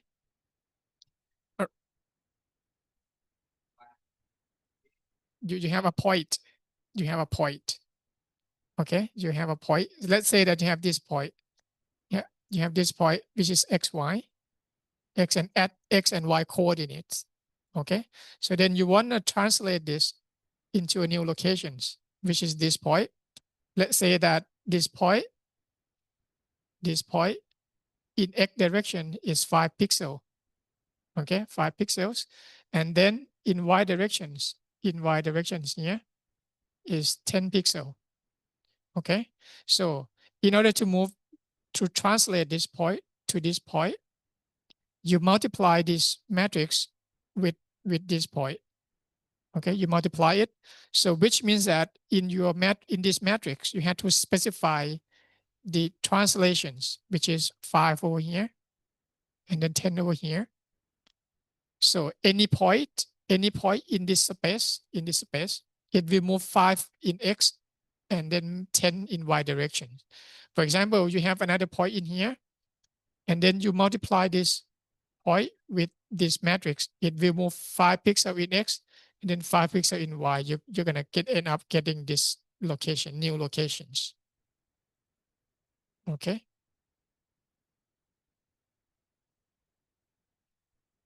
Okay, that's how you perform a translation in matrix representations. It's just how you move the points around.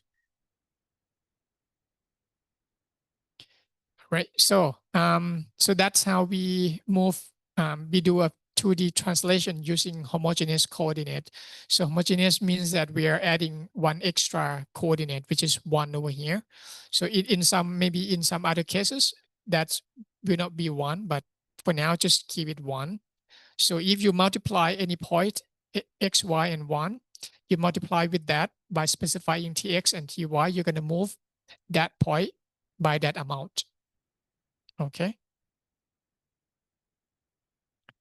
So if you're rewriting everything, in homogeneous coordinate, so in terms of geometrics, we have Euclidean coordinate, which is x, y, and we have homogeneous coordinate, which is x, y, and 1. We have extra parameters. All right, so that's what we call homogeneous coordinates. It's just how you represent the point in the space. So what do I mean by space is that let's say that we have 2D space, so we can have x and y, right? So this is what we call 2D space. Anything here, 2D space. So let's say this point. If we are representing this point in Euclidean coordinate, what we need is just look position x and y. All right. But if you want to represent this point in homogeneous coordinate, we need x, we need y, and we need 1, which is an extra dimensions. So, but this extra dimensions not necessary to be always 1. It could be any value, but we'll see that later how it affect the other value. All right, but for now, just keep it for 1. All right, so by adding this additionals or augmented coordinate, we can perform transformations in terms of matrix representations. All right. For example, translations by adding these extra coordinates, we can perform a translations in the form of these matrix multiplications. But if we don't have this extra matrix, we cannot do translation in the form of matrix multiplications. All right, so that's the purpose. So if we adding this extra for all the transformations like scaling, rotations, and shearing, so we're gonna end up with this matrix, scaling matrix, rotation matrix, and then this shearing matrix. All right, it's just a matter of like adding more so that every transformations operations can have the same dimensions. All right, so this will be 3 by 3, this also 3 by 3, so everything is 3 by 3 now. Okay.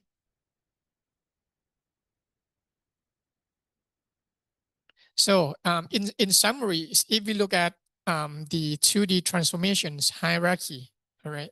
So let's start with these objects. So we can do translation, move it either in X and Y directions. And then if we add the rotations into, if we are doing translation plus rotations, so we are going to call that transformation as rigid transformations. So if we are talking about rigid transformation, it means a combination of translations and rotations, right? So that's what we call rigid transformations. So if we take further than that, if we have translations, rotations, and isotropic scaling means uniform scaling. All right. So if we add up these 3 translations, if we perform these 3 transformations, that transformation will call similarity transformations. Right. We perform translations and then rotate and then scaling it. So the final result we'll call similarity transformations. Right. So if we further adding another scaling, but it's not uniform scaling. It can be scaling in X directions or scaling in Y directions, but it's not the same amount. So by adding these transformations, the result will be affine transformations.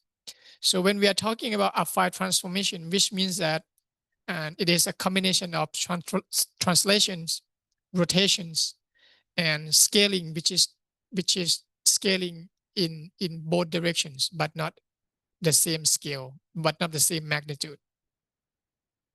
All right. And then if we add scaling that, we're gonna get finally the projective transformations, or we call perspective transform or homogeneous. Right. So we will heard homographies. We will heard the term homography in when we do panoramas, how we can project the point in 3D onto 2D from 3 to 2.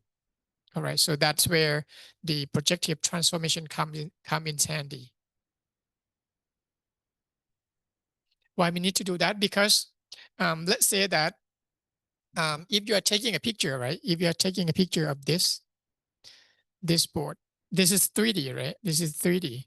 So the reason, the question is how can you map this point in 3D onto 2D?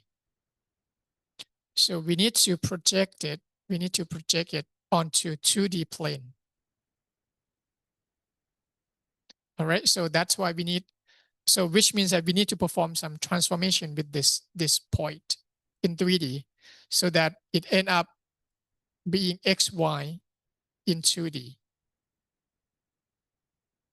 Okay. You will see it in the camera models, how these transformations come in handy when we are doing 3D to 2D projections. Okay, so we are going to do that, and these transformations we can use with image processing. For example, when you are going to train the image classification models, so to make your models invariance to the variation, for example, the variations in the image would be rotations and translations, right? So when you are doing the image classifications, things that you have to keep in mind is that you have to make your models rotation and translation invariants, which means that it doesn't matter the dot appear in which part of the image, the model have to be able to detect it. All right. So that's what we call rotations and translate. Let's say that you want to detect this mouse, all right? It doesn't matter the mouse is in this rotation, in this orientations or disorientations. It doesn't matter the mouse is appear here or appear here or appear here. The model has to be able to detect it, right? So when we are training the models, we have to augment the data by applying the transformation. For example, we have only one mode, we have only one image of this one. We can come up with hundreds of this variation by applying translations of the image, by applying rotations of this image, the same image, the rotation with different angles, translation with different X and Y. All right, so that's how we gonna use the transformation matrix. You got what I'm saying, right? Mm-hmm. Yeah, right. So so if you look at this transformation, right? Translations, rigid, similarity, alpha, and perspective. These are the metrics, the minimized form of those metrics, right? So when we are talking about the translations, when we are applying the translation to any objects or to any image, so the translation will preserve the orientations, which means that it doesn't rotate the objects. So you just move it left, right, up and down. That's it. All right. So that's why it called preserve the orientations. And then if you are performing rigid transformation, it's preserve the length. All right. Which means that you apply translation and rotations.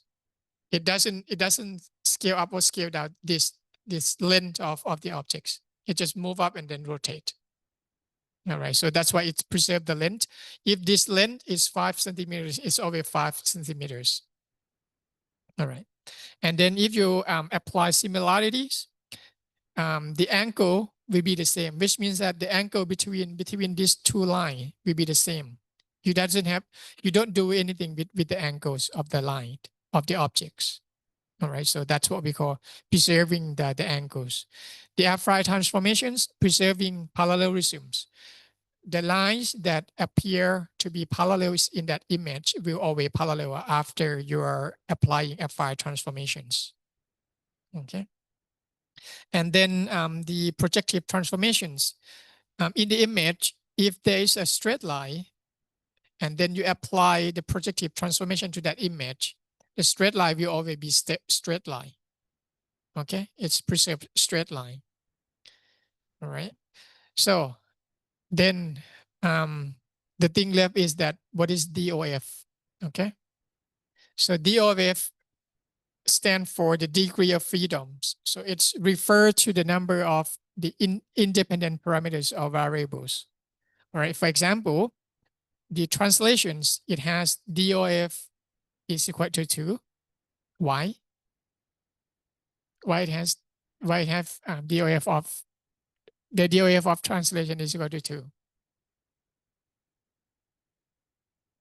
Yeah, right. Because the DOF refer to the number of independent parameters or the variable, right? So in this translation matrix, we have TX and TYs as a variable that we can change it. So that's why the translations have 2 DOF, degree of freedoms. And then for the rigid transformations, we have 3 degree of freedoms. Why 3? Yeah, right. So you have translation in X and Y, and then the angle, right? You can control that. So that's why it's 3. For the similarity, we have 4. So we have extra scaling S over here that we can control. So that's why the DOF is equal to 4. And for the affine transformations, we have DOF of 6, right? We have A11, A12, A21, A22, and then TX and TYs that we can change. Oops. And then the projective, we have a total of 8 parameters, 8 degree of freedoms. All right, so that's the projections. Things will get clearer when we have when we have a lab. So you will get a hands on like how these transformations happen when we do a lab. All right, but for now, just get familiar with the transformations, like what kind of transformations are there, how can we control them, what are the behaviors of that. So you will see the exact behavior of this transformation in the lab. We keep changing that. Okay. So any questions?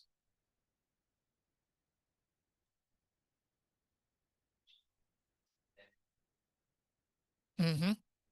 All right. So I think I'll pause here because if we continue, we will not be able to finish it. And then I think it will be like not continue. So that just keep that for the afternoon class. So yeah. Any questions from online?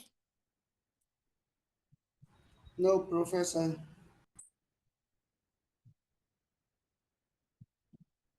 All right. So then we'll come back at 1 o'clock. So we'll continue with the camera modules and then we will do the lab. So I think the lab will give you a much clearer views of what we are talking about, the geometric transformations. All right. So I think this is it for this morning. So then I will see you at 1. All right.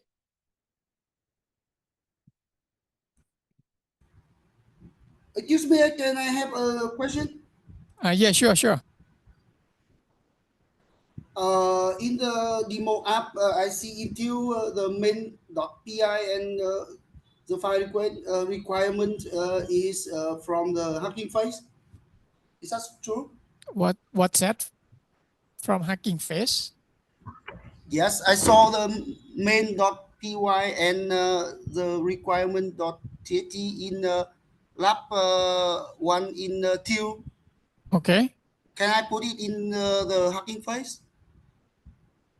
Can you upload it to Hugging Face? Yes. Yeah, sure. Why not? Okay, thank you. Yeah.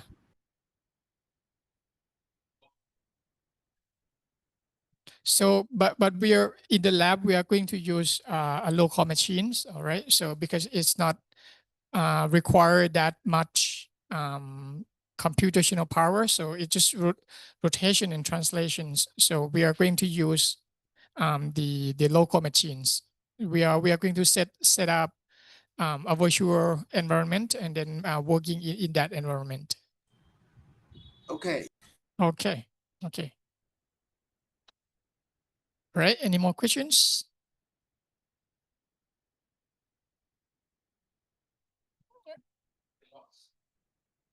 All right. If not, I will see you at 1.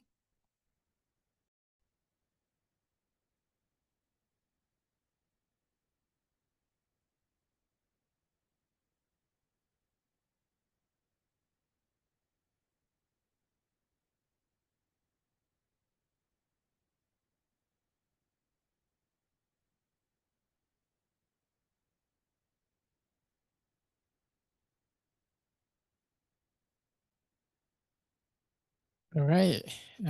Good afternoon. Hi, you have lunch, dinner? What time is it in Australia? 4 p.m. 4 p.m. Okay. I Yes. see. You had lunch? I have, already. How about Okay. you? You try Yeah. some. Yeah, we just went for fur. Oh, okay. Okay. Yeah. Nearby the building, right? No, I don't know. It's just it just take me to some place that I don't know. Okay. All right. I hope everyone is ready. I'm not sure whether those who are online came back. Yes, we're still here. Okay, okay. You guys have lunch, right? Yes, I cook by myself. Okay, okay, I see.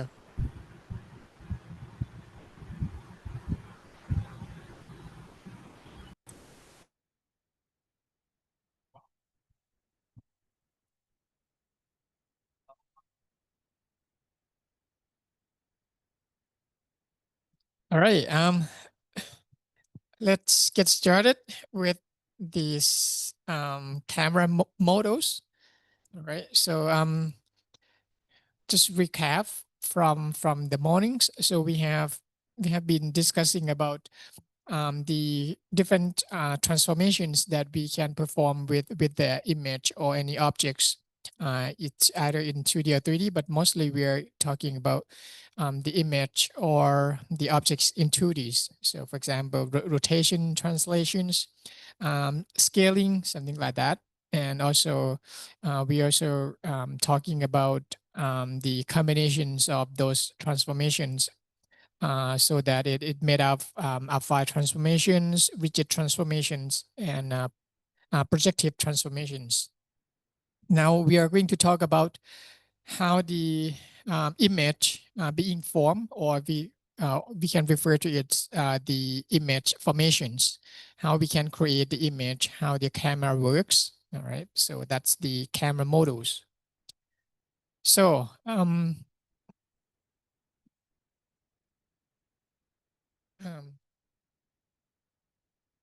no, it's from this. Let me see.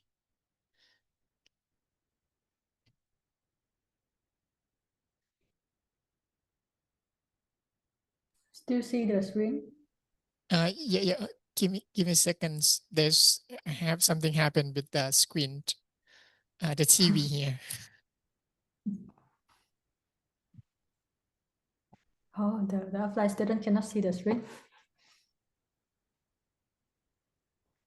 Is going to be sleep in 8 seconds, 7 seconds.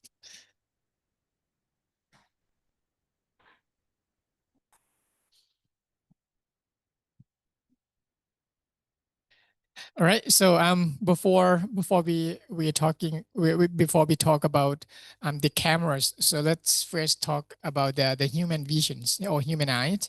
So we can view the human eye as the cameras to us as a human, right? So that's how we perceive the environments around us. So we can we have in our eyes, we have a purpose that correspond to the apertures, right? We are going to talk about the aperture later. So in short, aperture is controlling the amounts of light that passing through our eyes and then form the image onto our retina. So, and then in our eye, we also have the photoreceptor cell in the retina that correspond to the film. All right, when we are taking the pictures or using digital cameras or the film cameras, so we have this some sort of a photoreceptor that capture the light or the photons of the light so that we can capture the image and then convert it into a digital photos. So, and for example, here in our eyes, we the light that is passing from the objects can be projected onto our retina. All right, so the size of the objects maybe varies, and the objects that is being projected onto our retina will be in the flip side. Okay, and then our brain internally flip it back so that we can see the objects in the same orientation that it is being in the scene. All right. So the very first cameras that being built, so we call a camera obscura or a dark chamber. So the dark chamber is nothing but it is a very dark room with a hole, all right, with a small hole that allow the light to pass through, so that the in the dark rooms, the image of the objects is being formed. All right, so, but it would be upside down, like what happened in our eye. All right, so that's the dark chamber. So how can we design the cameras? So let's first talk about let's talk about the first idea. For example, if you have an object, and if you have a film over here or the sensor over here, and then we just let the light that reflected from the objects projected onto the film. All right. So what we get is just a shadow, right? So if you have a light reflected from the objects back to the film, so what you get is just a shadow. It is very blurry object, right? So to make that objects being clear in the film, so what we can do is that we can put some sorts of barrier, right? And then let a small hole. Let us have a small hole over here that let the light pass through that hole, so that the image that is being formed, it has a very sharp edge, sharp image. All right, so that's the idea. So that's the idea of what we call a pinhole cameras. So the pinhole means that you have a very, very small hole over here that the light passing through this hole and then projected onto what we call image planes over here. All right, so the as you can see from there, the light source would be the sun, and then the light ray from the sun got projected onto the image surface, and then the light reflected from that passed through the hole of these dark chambers, or we call it the camera itself. So the small hole here, the size of the hole here, we call the apertures, all right, or the pinhole over here, or the pinhole over there. All right, so then we're gonna get the image that is upside down in the film, in the sensor, or what we call the image plane.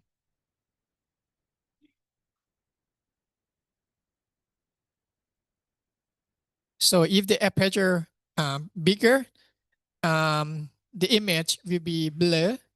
Okay, so there's a way that how we can calculate the optimal size of the apertures. All right, so we will talk about that later. The how to calculate the optimal size of the hole or the apertures over there. So that's the concept of pinhole cameras. So in the concept of pinhole cameras, we have something called perspective image. So for example, if we are taking the image of this house, all right, and then we have a pinhole over there. So in this size,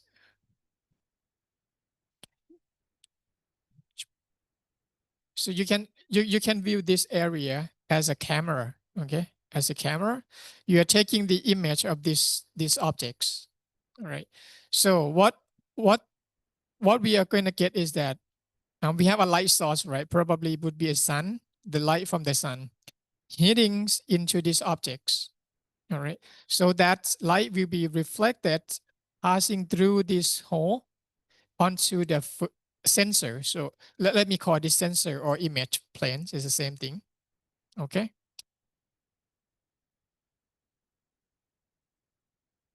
So for example, if we want to know where is the locations of these P0s in the scene, will be projected onto this image plane.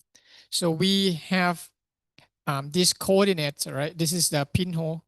We have coordinates of this pinhole will be x hat, y hat, and z hat. F will be what we call the effective focal length, which is the distance between the image planes and the hole. So that's what we call F. All right. So the vector R0 over here is represented by x0, y0, and z0. That is the vectors from pinhole to the point PO, which is the point PO itself in the real world. So what we want to know is that we want to know where is this point P to be projected onto this image plane, that is PI. All right. So the vector that represent PI will be the RI over here, which is a vector from these coordinates, from these origins of the pinhole to the point PI in the image plane. All right. So we can use a similar triangle. So if you look at this triangle, this is one triangle. This is another triangle. All right. These triangles are similar. All right. These two are similar. So then we can use a similar triangle to solve this. Let me clear this.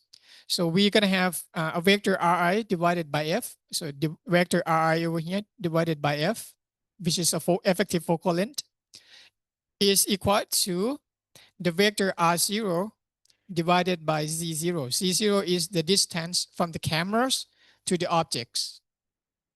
All right, so then we're going to we substitute this Ri. So we're going to get Xi, which is here. Let me see. So we're going to get Xi. So Xi will be the locations of this Pi, okay? Xi and Yi. So we're going to get Xi divided by F, which is effective focal length here, is equal to X0.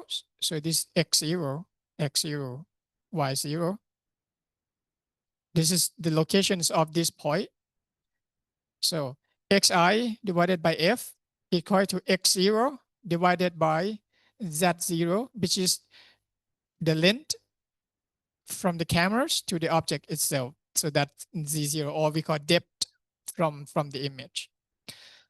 And we also get the coordinates Yi over here by using Yi divided by F is equal to Y0 divided by Z0.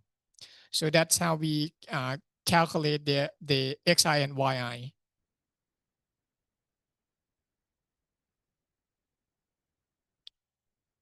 All right, so that's what we call a perspective image. So the idea is that when we taking the image, we want to know where should we put this point P0 onto the point in the image. So that's how we calculate it. So the thing that we need to know is the F and the Z, right? So, and the perspective projections of the line. So the concept idea is that the straight line in the scene will remain a straight line in the image. All right, whenever you're taking the photos of any object that consists of a straight line, it will always be straight line, unless you are using some sort of lens. So we are not talking about lens now. All right, so let's talk about no lens for now. All right, so that's the concept of perspective projections of the line. If you are taking the image of a line in 3D, so it will still be a line in 2D. All right. And the next concept of the pinhole camera would be the image magnification. It means how large is the objects within the image. All right. When we are taking the image, how large it will be from the real scene to the in the image. All right. So that's what we call a magnifications. So let's say that we have a vector D0, which is from A to B, A0 to B0. All right. So we have a vector, a point A over here represented by coordinates X0, Y0, Z0. That's a 3D. All right. That's a 3D. And then we have B, which is another point in 3D that is far away from A0 by delta X0 over here. So if we go from A to B, we have to add delta X0 over here. It's translations, all right? It's translations. So we have these 2 points, and then the distance between these 2 points is D0, a vector D0. All right. And also in the image planes, we have a similar vectors, but in the image plane, it is 2D. So that's why we represent the point A, AI here, as X and Y only, not Z. And B as well, it's just a translations from A to B. So a vector from A to B is represented by DI, all right? So we can calculate the magnifications or the size of the objects in the image plane by using the absolute value of vector DI divided by D0, so that we can substitute the vector DI by delta xi square plus delta yi square, and then take a square root of that, divided delta y0 square. All right, so we're gonna get a magnifications. So in summaries, the magnification is nothing but how large is the image will appear on the image planes. All right.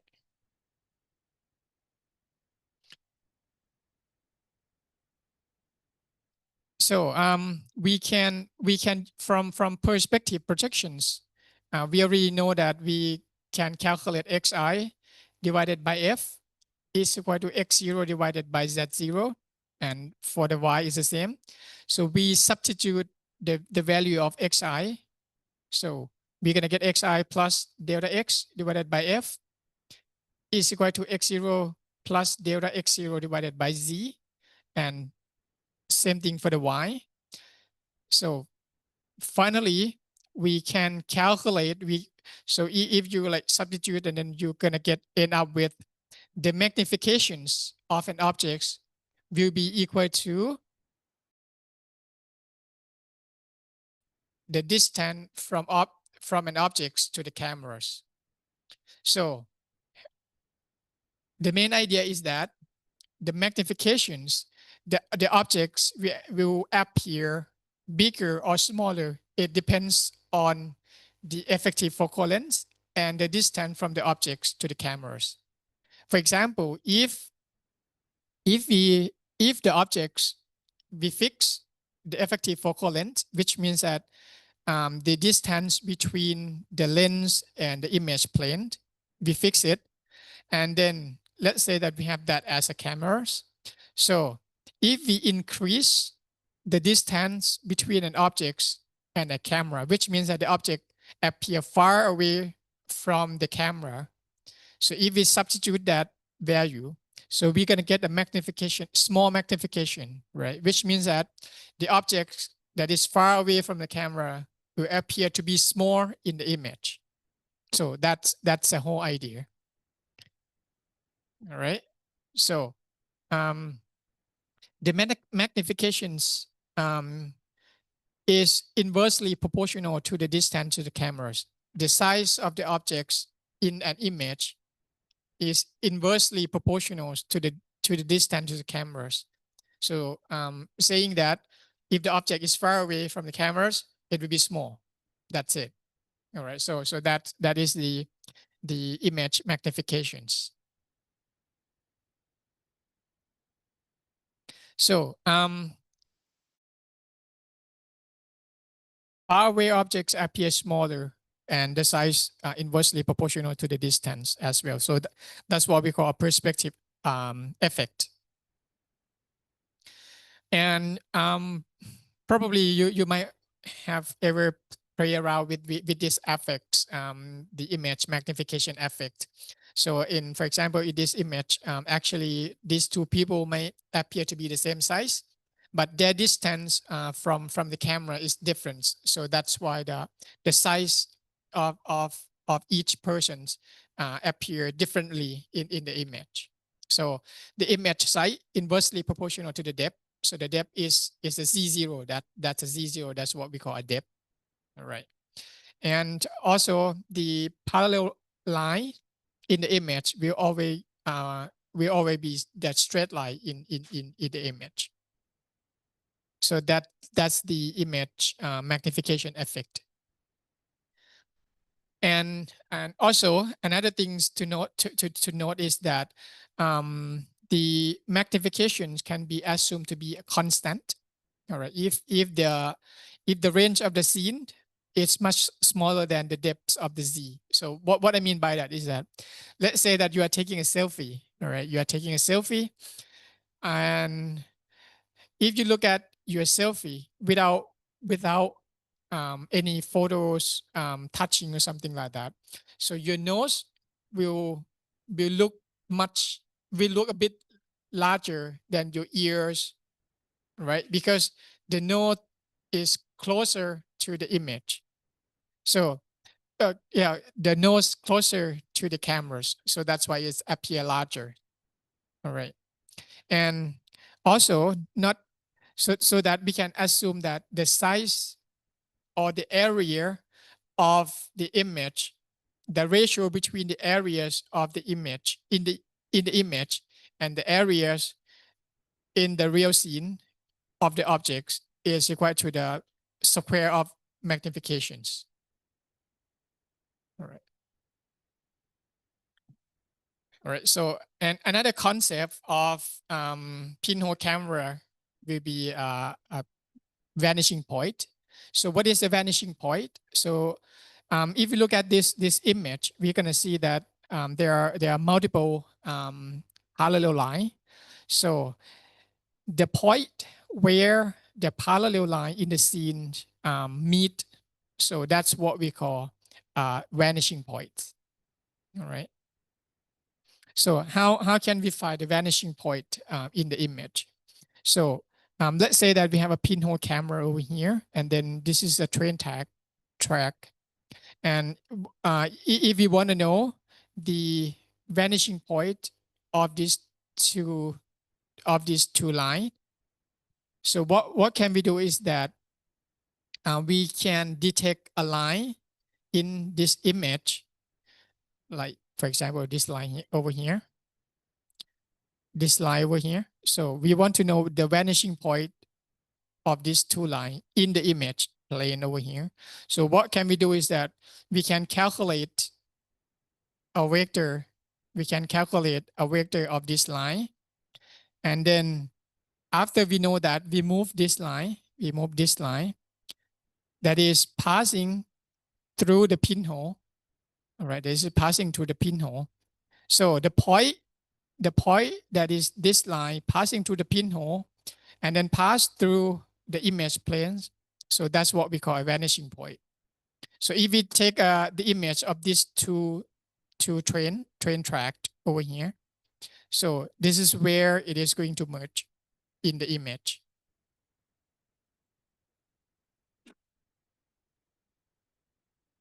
All right.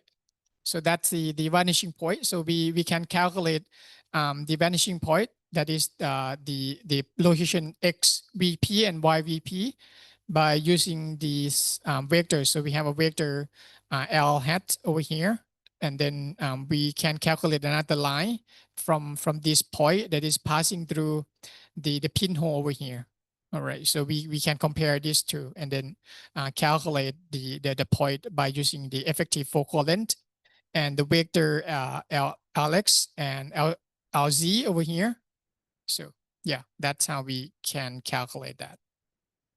So what is the use of vanishing point? So in the art, so vanishing point is basically using to draw your attentions, all right, to draw your attention to a certain objects or characters that the artist want you to pay attention to.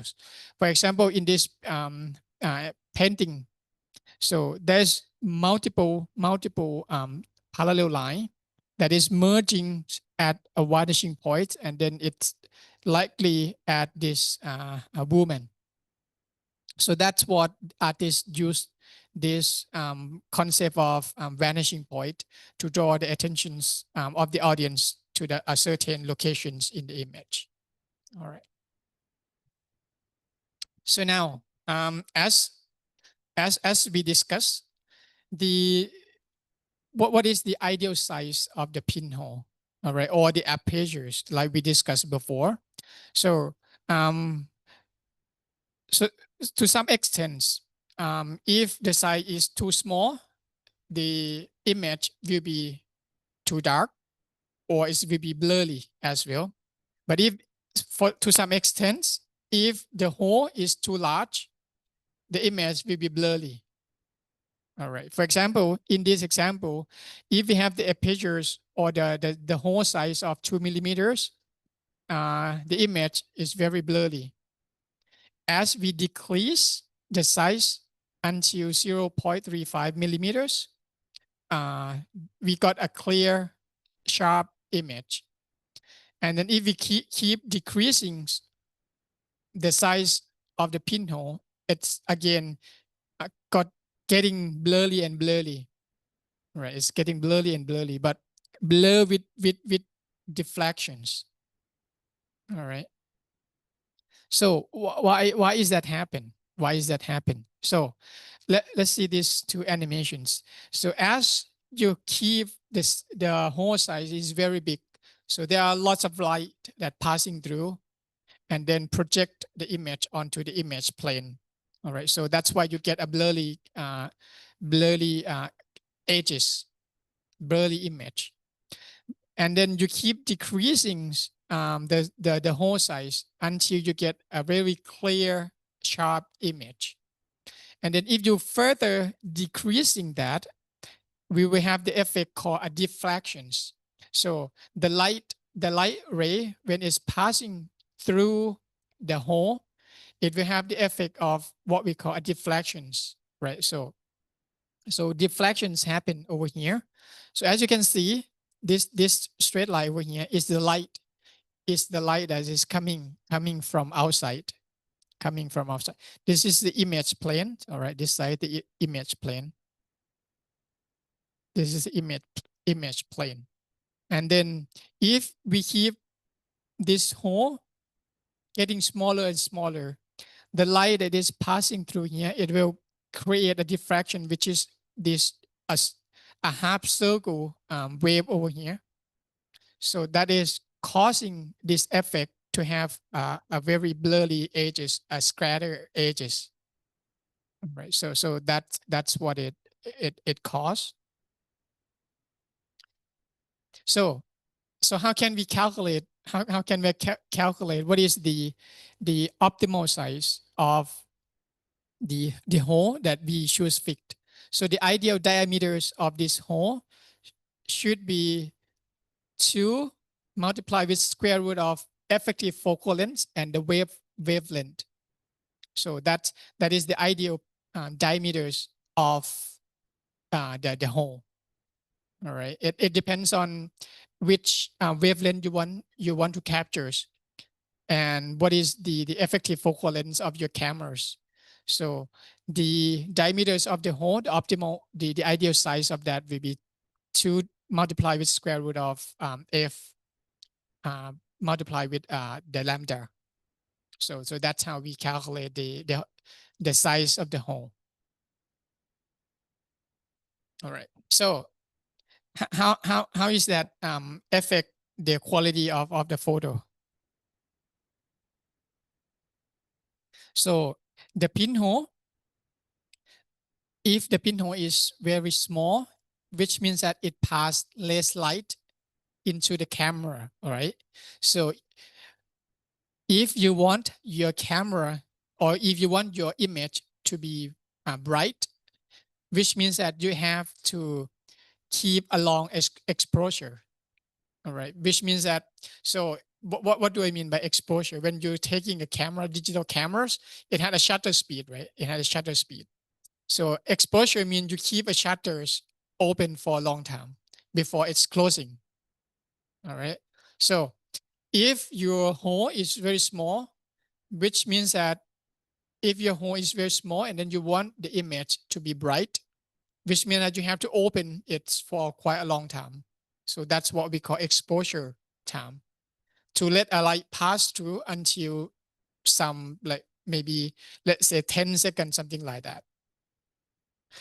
So in the real applications, for example, in inspection line, waiting for the camera to capture the image for 12 seconds, that will not be acceptable, right? So in a production line, you outings in milliseconds. You cannot wait for 12 seconds for the camera to captures. All right. So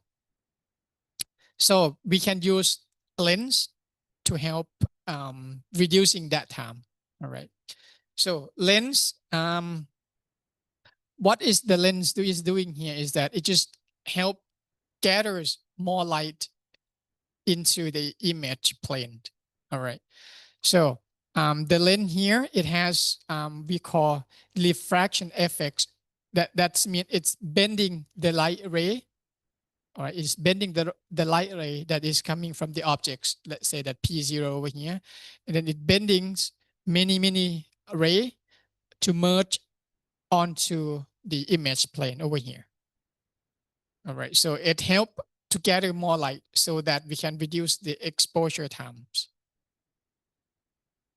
All right, so let's talk about the what we call Gaussian law, which is a very thin lens. Okay, so what we have here, we have a point P0. So this is objects, and then point Pi, which is the objects in the image planes. All right, so we also have F, which is a focal length, of the cameras, and then I is the image distance, which means the distance between the lens and the image plane.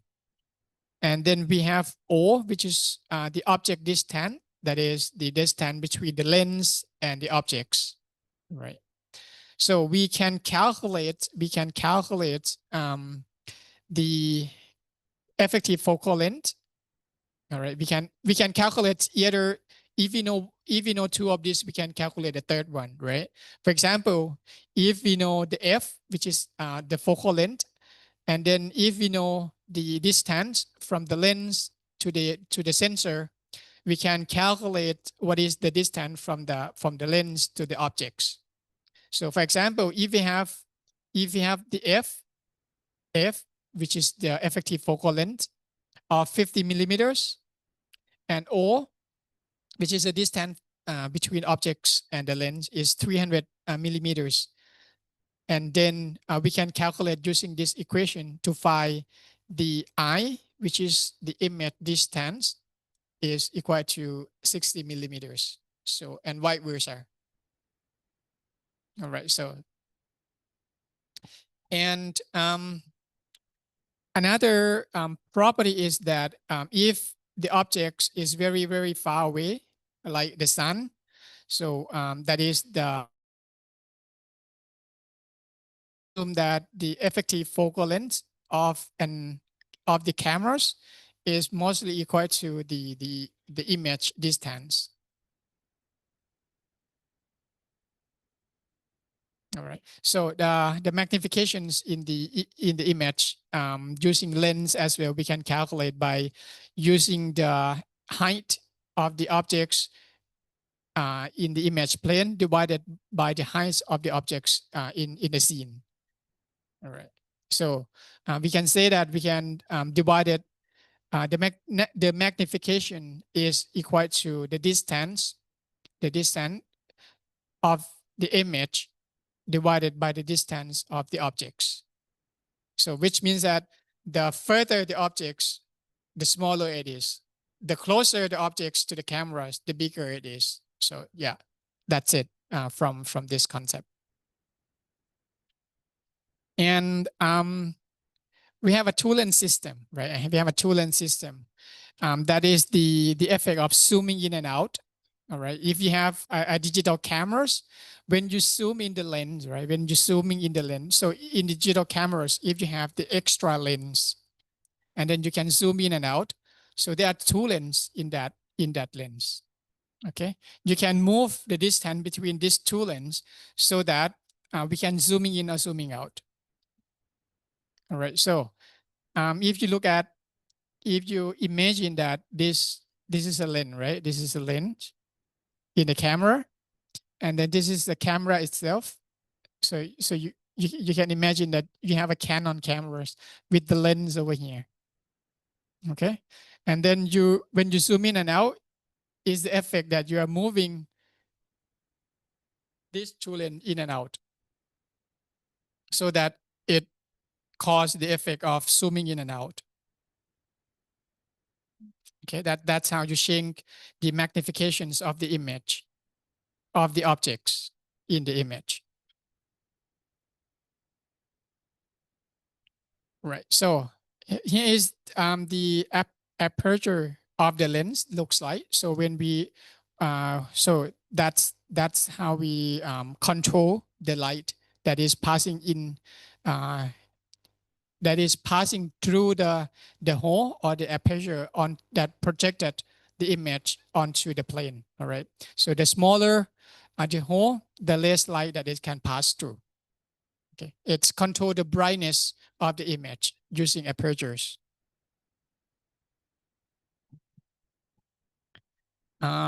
This is nothing but how you like calculate the size of the apertures with respect to the focal length.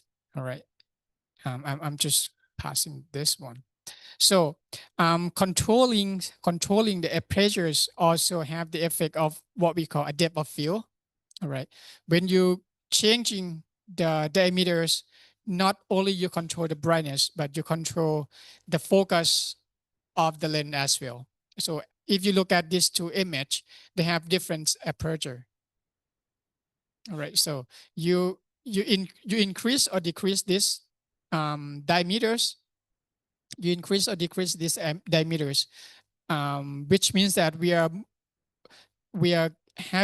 doing something with the focal length over here. Let me draw this one. All right. So when we are decreasing or increasing this one, which means that how the lights come in. All right. And then when we are decreasing this one, the number of ray that is coming in here may be smaller, and then it will have UF it. So this is where the focus is. So if you're changing that one, the focus might be somewhere around here or somewhere around here. When we keep changing, decreasing or increasing the diameters of the apertures.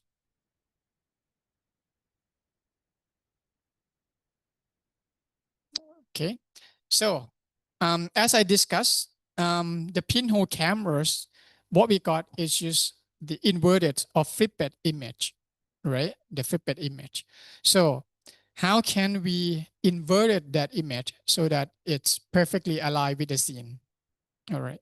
So one way we can do is that we can move the plane, the image plane. We can move the image plane. So this is the image planes, and then the image is inverted.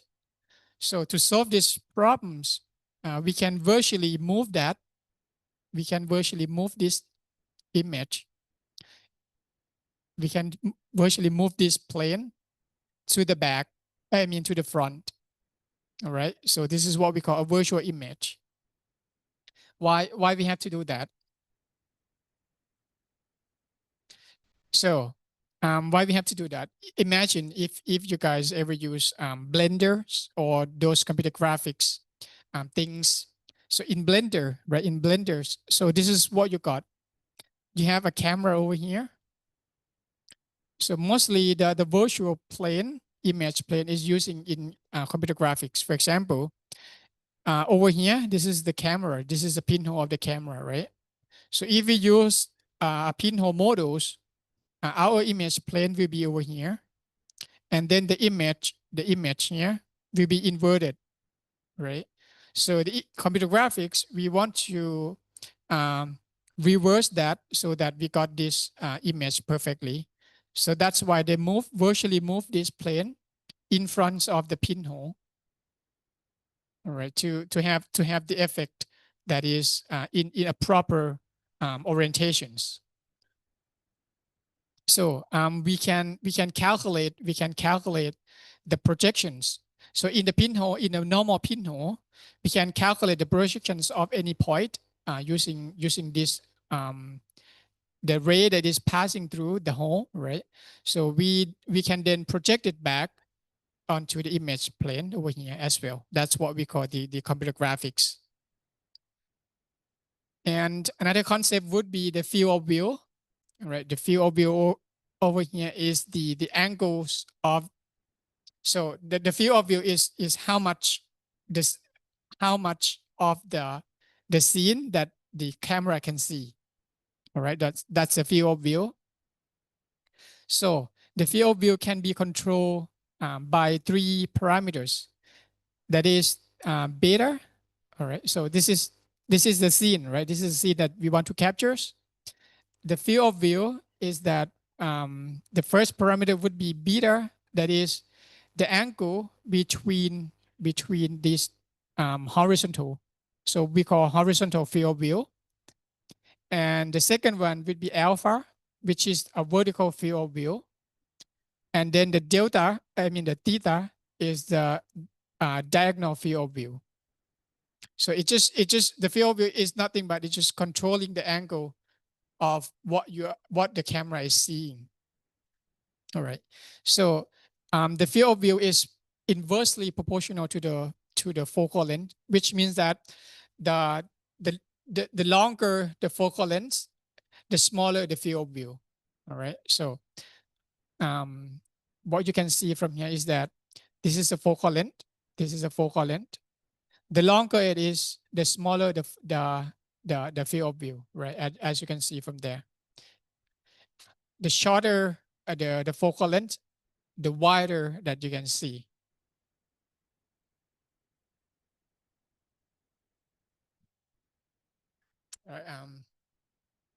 So now let's talk about a 3D projections. What is 3D projections means that we want to find this point in 3D, right? Let's assume that we are taking the image of these Eiffel Towers. So we want to find locations of these 3D points X, Y, Z in the sensor. So this is our camera, right? It consists of a pinhole over here, and then the sensor. We want to find this orange point where it's lie in the image sensor, right? So this is what we call a matrix space, because this is in meter, this is also in meter. So that's what we call matrix space. Okay. So we can calculate the point in the sensor, which is U and V over here, which is the coordinate X, Y in the image plane. We can calculate this by using the focal length. So FM is the focal length multiplied with X divided by Z. So X is the locations of point in a 3D space divided by Z, which is the distance from the cameras to the objects itself. So does the Y locations, right? Let me explain this. So this will be X. All right, this is will be Y. So we are using U and V just to differentiate between the two space, because we already use X over here and Y over here. So in image plane, we are just using U and V. So it's just X and Y, but it's in different space. Okay, so we want to know the location of this point in image space. So that is U and V. So we can use the focal length multiply with this these two ratio. So then we're gonna get the projections of this point onto the point in the sensors. All right.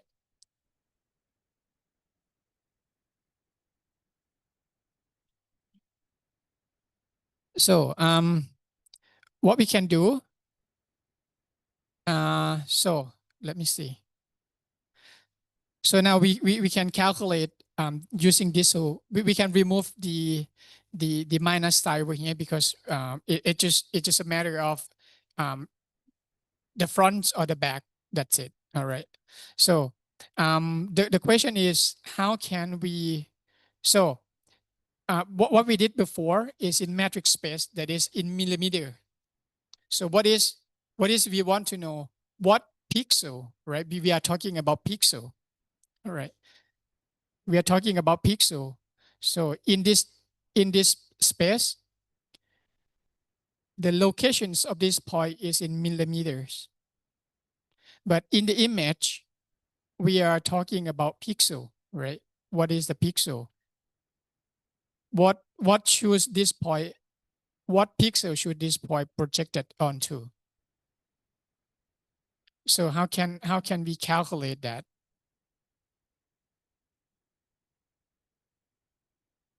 So let's first look at the pixel space. Okay. So what we have here is that is the sensor of the cameras in millimeters. And then this is what the image pixel that is projected onto these sensors. So what is the location of this point in sensor should be in the coordinates of the pixel, what pixel it should be. Because we are mapping in the space of matrix, which is millimeters. How can we map millimeters into pixel?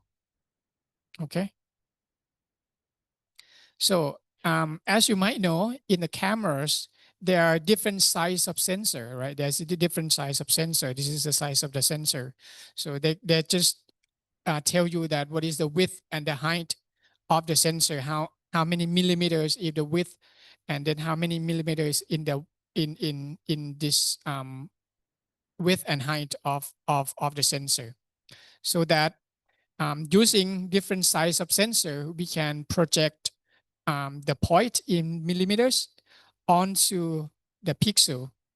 So let's say that our image is 1 megapixel. That means we have 1 million pixel, right? So we have to map every millimeters into that 1 million pixel. So what can we do is that we can calculate the location using these equations, which is the locations of pixel u, which is x in image, x pixel. So the image, we have width, right? We have width and the height over here. So the originals of the image is on the upper right, upper left. So 0, 0 will be over here. So imagine the pixel, it's just a grid, right? It's just a grid like that. That's a pixel. That's what we call pixel. So the origin will be 0, 0 over here. So which means this pixel is 0, 0. So X and Y. Location 0, 0, location 0, 1, location 0 onto this grid, is grid over here. So we want to know the point at this location should be at which location in pixel coordinates. Okay, so U is equal to X and V is equal to Y. So which means that we want to know the X and Y, no, Y over here, and then X over here. We want to know the location in the grid of this image locations. All right, so we can calculate by using a UCC multiply with the width of the image. This is the width of the image divided by the width of the sensor, which is, this is the width of the sensor, plus PX. So PX is what we call the principal point. It is the center's pixel. All right, so let's say that our image have 7 by 7 pixel, right? 7 by 7 pixel. So the middle here will be, what is it? 3 over here. So that this is the principal point. Okay, so we can project the point from sensor coordinate to the pixel coordinate using these two equations.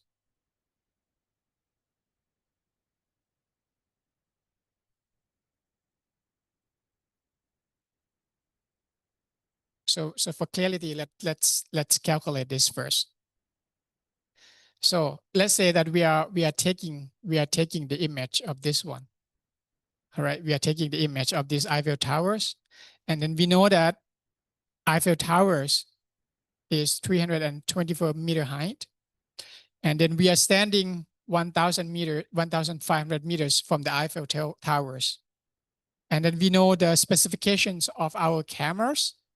That is, the sensor is 21.8 millimeters in size. And then we know that the resolutions of our image, so the Eiffel Tower happened to be 960 pixels in our image. And the height of the image is 1,080 pixels. So we want to know what is the effective focal length of our cameras. So this will be the first example. So to calculate that, we want to know the effective focal length, right? So we have the Y image is equal to F focal length multiplied with the height of the image divided by the height of the sensor multiplied with Y's and Z. So we can substitute Y image is 960, and 960 is here, right? Which means the height of the image over here, 960 pixel, is equal to F of M. So we want to know this value, right? And then we have the height of the image, which is the total pixels of this image, divided by the size, the height of the sensor. So the height of the sensor is 21.8 millimeters. So we have to convert that into meters. So we're gonna get this 0.0218 meters.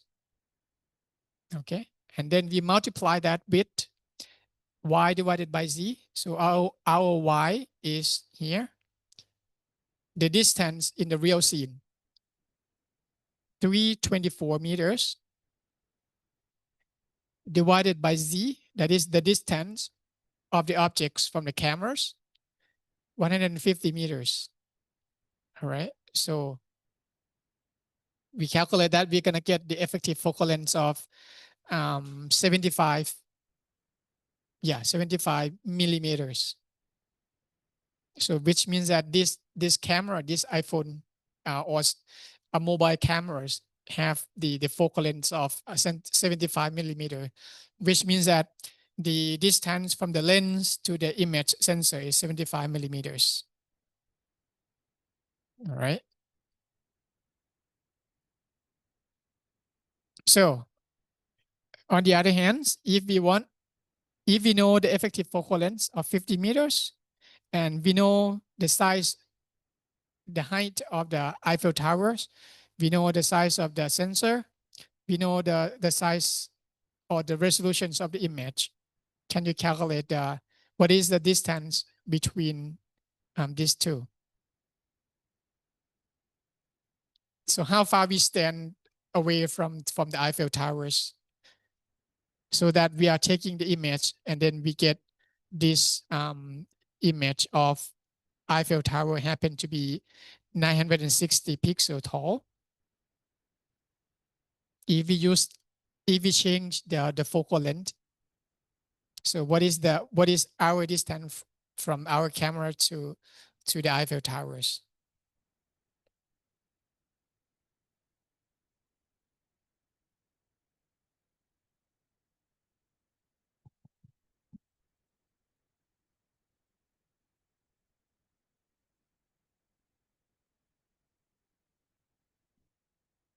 Yeah, we want to calculate Z. So you just flip these equations, right? So we know everything except Z. So we want to find Z. So maybe we just swap Z to the other side and then swap Y image to the other side.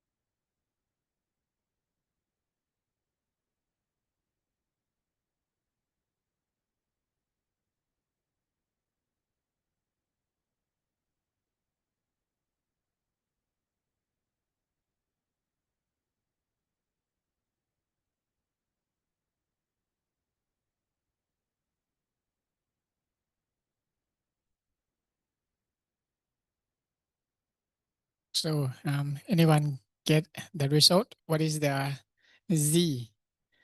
What is the distance from the cameras to the objects?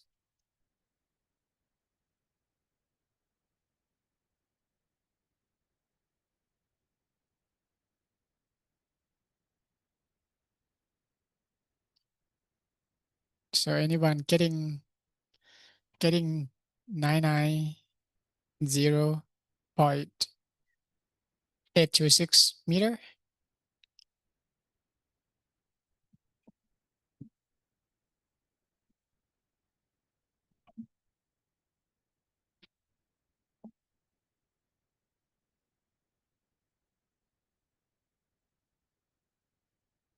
Right. So what you have to do is just using the same equations, right? So you just plug in everything apart from Z and then substitute that. You're gonna get 990.826 meters. So that's the distance. All right, because the F here, we have the F for 50 millimeters. If you convert that onto meters, we're gonna get 0.05 meters. All right, and then the size of the sensor is 21.8 millimeters. We converted that into meters, and that's it. The rest is just substitute the value, and then you're gonna get Z is equal to 990.826 meters. Okay.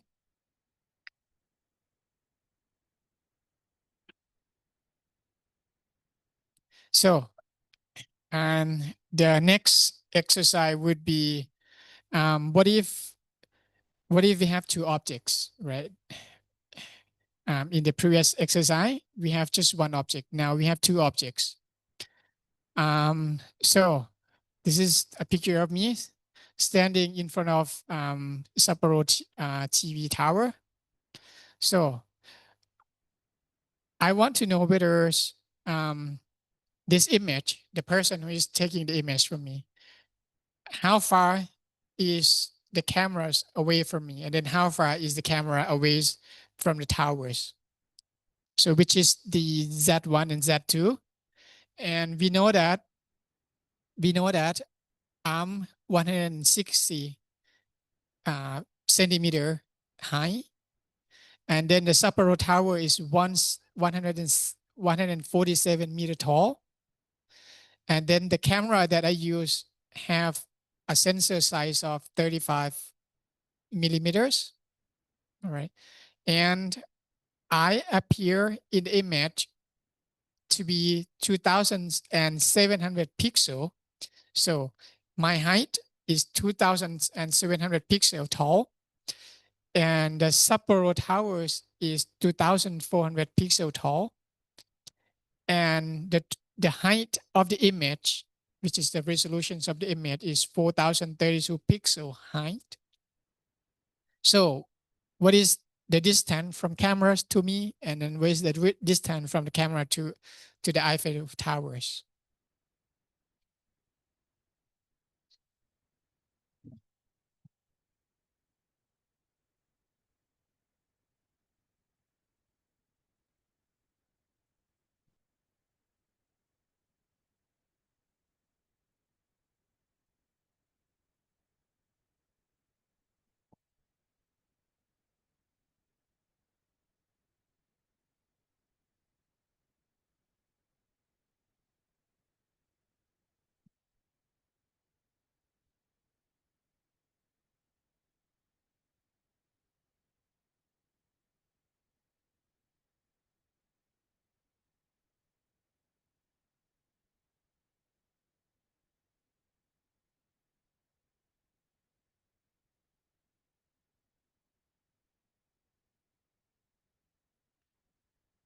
So in this case, you need two equations, right, for each objects.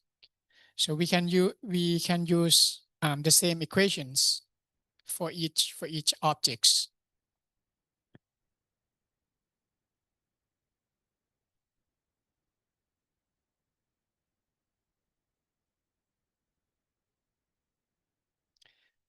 So for the objects number one, that is the distance from the cameras to me, that is Z1. So we can use the same equation. Z1 is equal to focal length multiply with the height of the image divided by the height of the sensor, multiply with y1, that is the y1 is the height of the height of me, 1.7 meters, and then divided by the y1, which is 2,700 pixel. All right. So that's for the second one. For that Sapporo TV tower as well, that use the same equations, but the only thing that is changing is y1, and y2. The ratio between the pixels and the size, the height of the object. All right.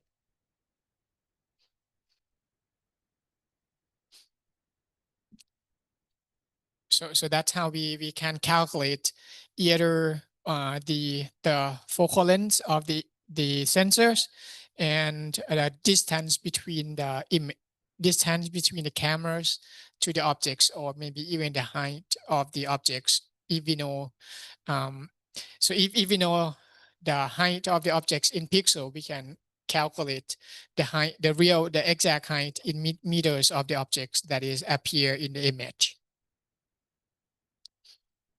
Okay, so to summarize here, what we want to do here is that since every cameras we have a sensor size in millimeters, right? So when we are taking the image, every point in the scene will be projected onto the sensor first. That is, every point we have a coordinates in meters or in millimeters, so that we want to convert it into a coordinates of the pixel, right? So that's what we want to do, because the image is represented in meters, right? For example, this sensor, let's say that it is 100 millimeter width and then 50 millimeter height. So this sensor the highest resolution that we can get from the image, we can decide this one. So probably 1000 pixel in width and then 500 pixel in height. All right. So which means that if we divided the width and the height of the pixel by the size of the sensor, we're gonna get what we call a pixel density, which means that in 1 millimeters of the sensor, how many pixels are there? How many pixels can we fit into the image sensor? In this example, we can say that in 1 millimeters of the sensor, for example, in 1 millimeter, in this 1 millimeter of the sensor, we can fit 10 pixels in here.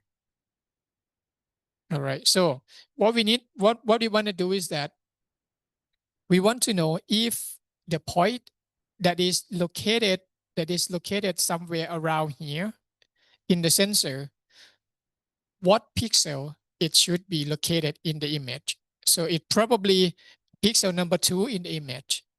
So that's what we are doing here. Okay. So it just matters of how the image is being created from sensor to pixel.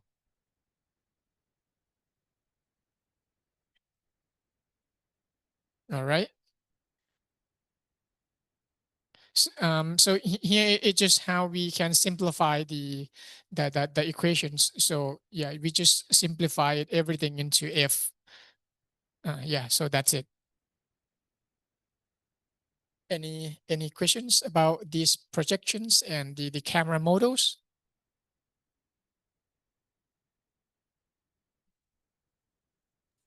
Dr. Chasha, I have a question. Mhm. Like if we have like an image, like the given image, can we like estimate the focal length? Because sometimes that we don't know that. So is there any like solution to estimate that?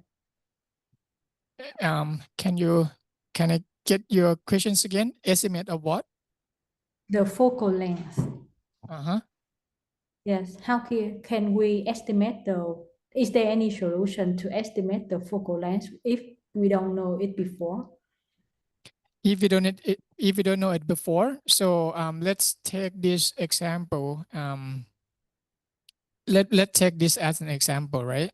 So if you don't know the focal length of the cameras, so the thing that you can do is that you're just taking a pictures. You're just taking a pictures of the known height objects, of the known size objects from a known distance.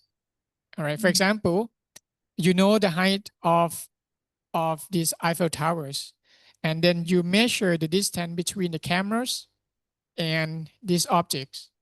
So which means that you know these two parameters. You know these two parameters. You know these parameters and you know these parameters. And the next thing you need to know is that what is the size of your camera sensors? All right. So basically we have the information of the camera sensor of mostly of every digital cameras. So we know the size of the sensors. And then the next thing you need to know is the resolutions of the image. So we should know the resolution of the image, right? What is the width and the height of the image that we are taking. So next, what we are going to do is that we are measure the height of these objects in the image. How many pixels it is the height of this image. We can measure that we can measure the pixel, of course. So then everything, we know everything now, we can compute the focal length of the object. I mean of the camera using this one. Yeah, because we know the height of the image, we know the size of the sensor, we know the size of the objects, we know the distance between the objects and the cameras, and we know the size of the objects in the image in pixel. So the only thing left is this one. Yeah, so that's how we can calculate. Okay, so given that we also need to know the real height of the subject of the object as well Yeah. as the okay.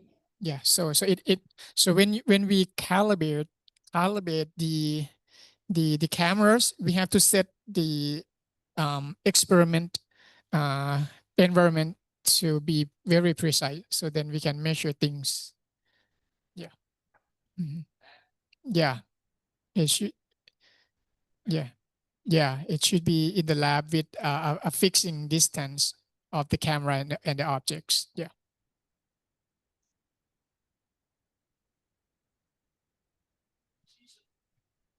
Yeah.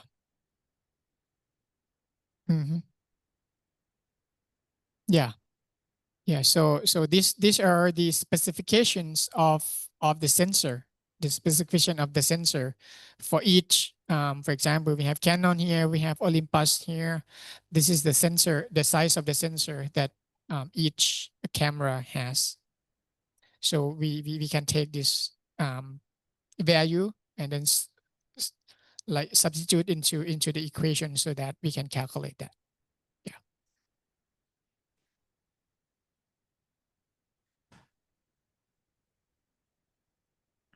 So that's how the image is being created in the cameras. So yeah.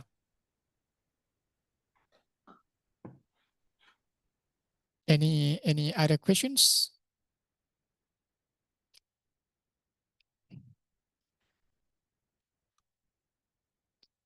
All right. So let's take a 10 minutes break and then come back. We will have a lab. So make sure that you're downloading this files from the labs so that I'll walk you through that. Okay. So you don't need to use any GPU, just need your computer ready. Make sure you have VS Code. Everyone has VS Code, right? You learn the programming class before. Okay. So let's take a 10 minutes break and then we'll come back.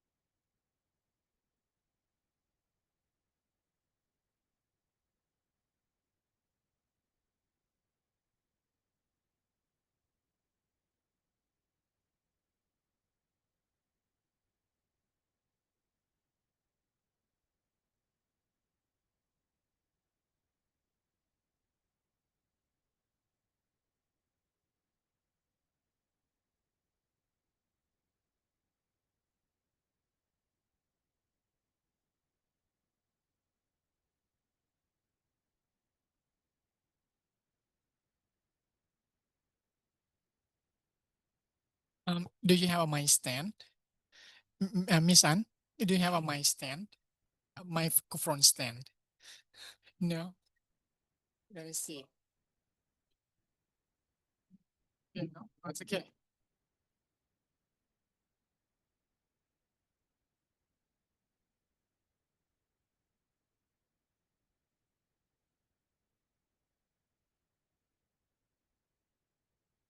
All right, so I think this should work.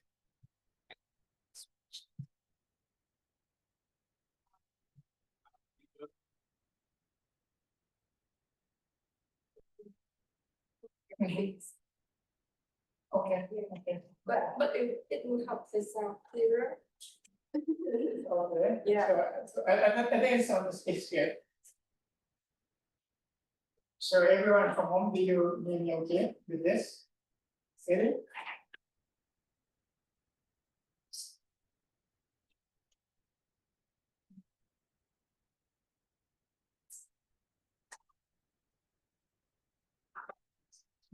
Can you hear me okay?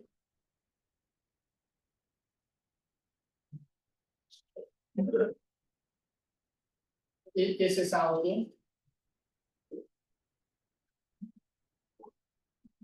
Yeah. I'm not sure if she hears that. So maybe this one is okay.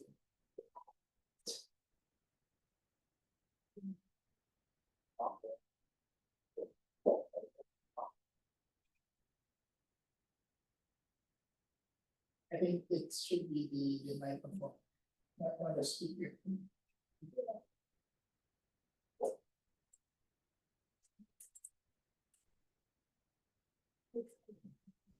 Yes. So I'm not sure. I'm trying my speaker. It probably works. Yeah.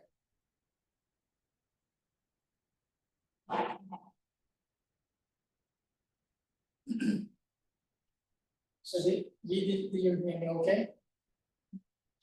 They still, but a little bit lower. Not clearly. Can hear, but many echo. So this one is good. Yes, good now. Okay. Okay. All right. Let's getting started. So here we have a demo app and also the lab ones. Okay. So we will start with the lab one first. So let's start with initializing our or configuring this environment. So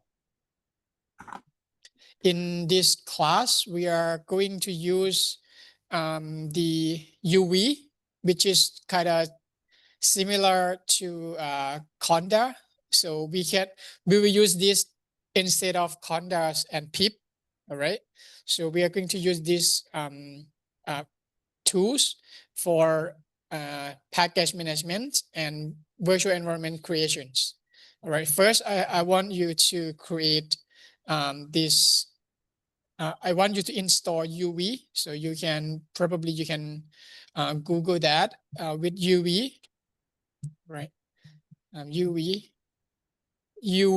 Okay. This Astra dock over here. Okay. So let me.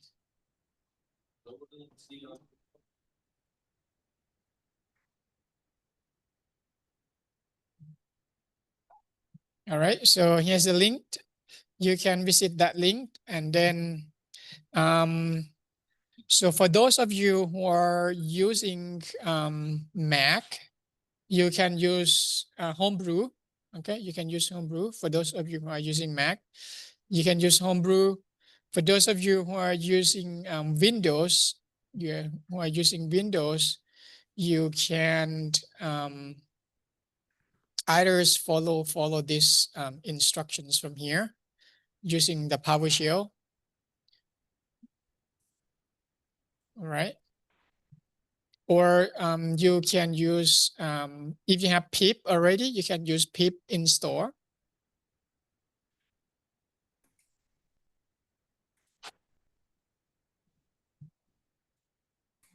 All right. So I'm not recommending Docker for now, but if you're familiar with it, you can use Docker. There's no problems. All right. So basically UV is just another package management, which is very fast comparing to Poetry, PDMs, or even pip, right? So it's getting hit with this frameworks. So we are going to use this to first for package management. Instead of pip, we are going to use UV. And then instead of a virtual environment or Conda, we are going to use UV to create a virtual environment, which is behind the scenes. It is going to create a VENV itself. Okay.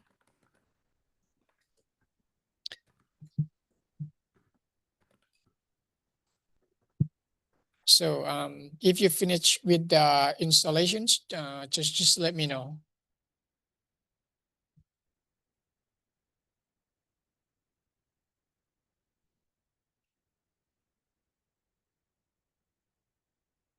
So for those of you who are using Mac like me, so you are just homebrew.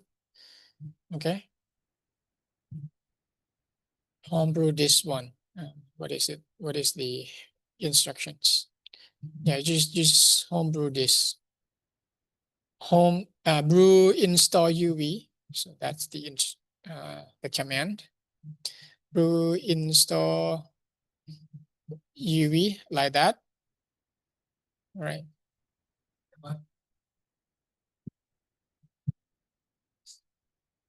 What's that? Pip.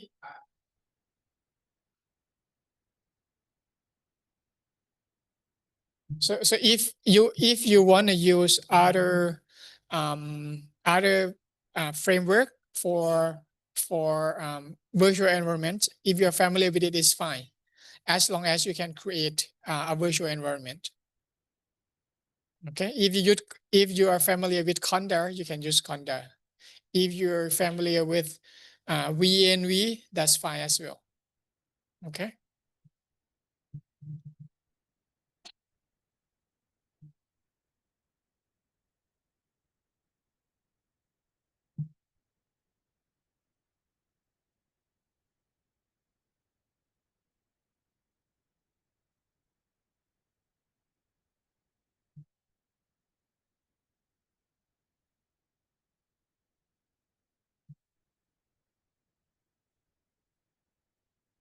So if you're finished installing UV, so the next command I want you to do is to use UV to install different versions of Python. So here we are going to use Python 3.12.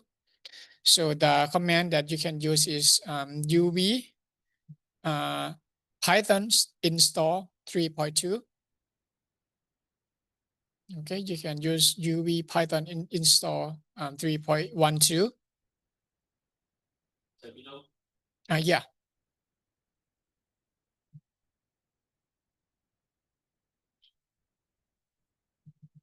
So in the terminals, you just use UV Python install and then specify the versions 0.12 like that. It is going to install. And then if you finish, you can check out whether it has been installed. So you can use UV Python and list. So it's gonna list out every Python versions in your machine, respected to whether you install using UV or not. Like in my machine, I have Python 3.14, 13, or even in Conda, I have 3.9, something like that. Okay. So so that's how you install the different versions of Python using UV. All right, so next let's create a folders. So I will creating a folder for this lab demo. So let me make the labs lab 01 demo. Okay, so and then I'll move into that folder, lab 01 demo. All right. Can you see my screen clearly?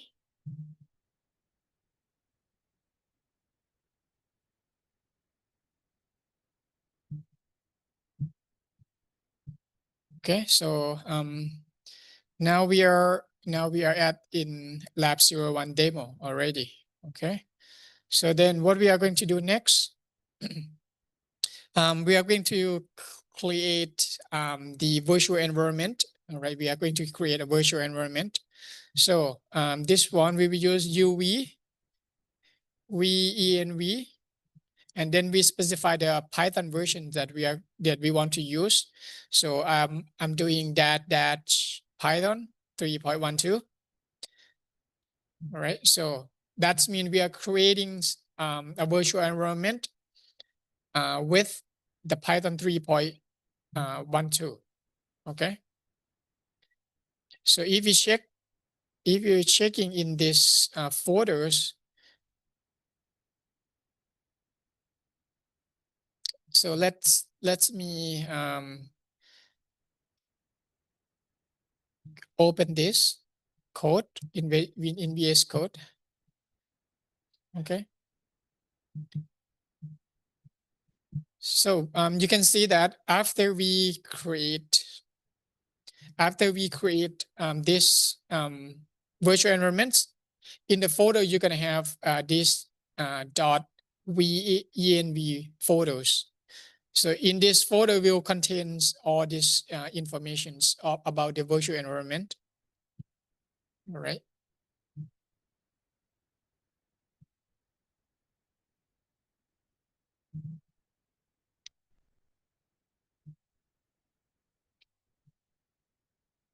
So then what you have to do next is to activate the virtual environment, which is using source. Okay, source.venv/bin/activated. Okay, so that's how you activate the virtual environment.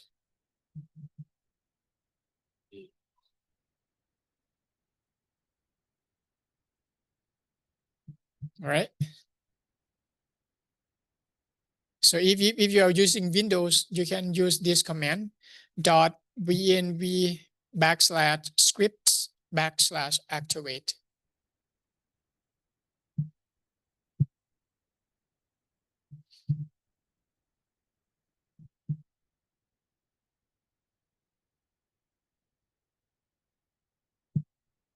All right.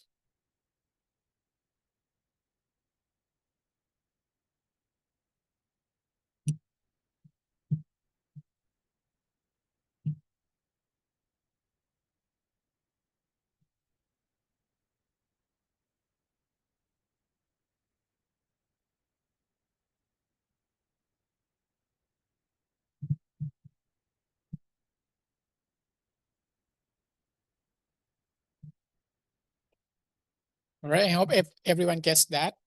So then let's check whether we run the correct Python. So we can use which Python. So which Python, it should point to the Python in your .venv folders. So make sure that the Python that you are using is from your virtual environment, which is .venv in the lab folders that we have just created. Okay.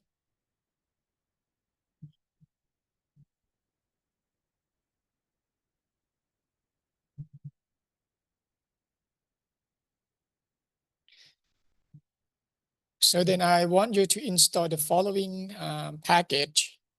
So I'll send it into, where's my chat? Okay. You can install those package that is IPy kernels, OpenCV Pythons, OpenCV Contrib Pythons, NumPy, and Matplotlibs. Okay, just copy from there, from the chat box, and then install.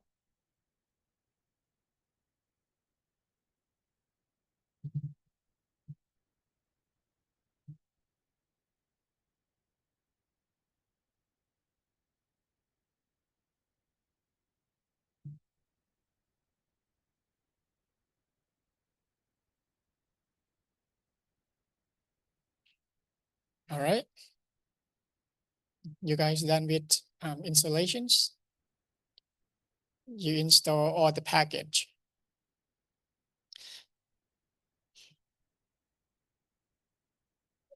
So next, when you download, we will have the folder called assets, right? So you just copy that photos into this, and then along with the Jupyter notebooks as well. You have to, so it should be lined in this table like that.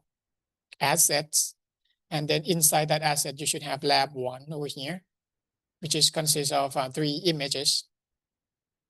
Okay, and then from there, you also have this Python notebook, geometrics transformations notebook.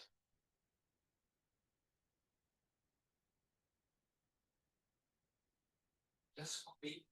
Yeah, just copy and paste into that folder that we created.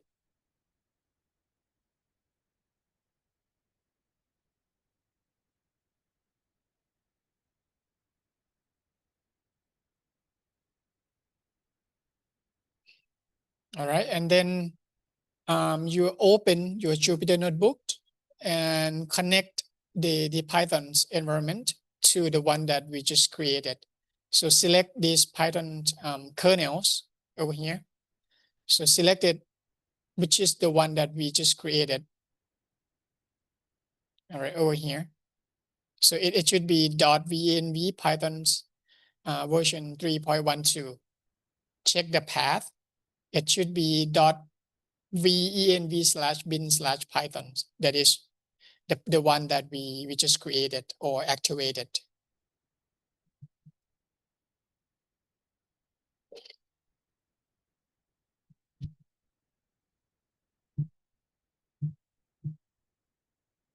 So anyone have problems connecting with this interpreter?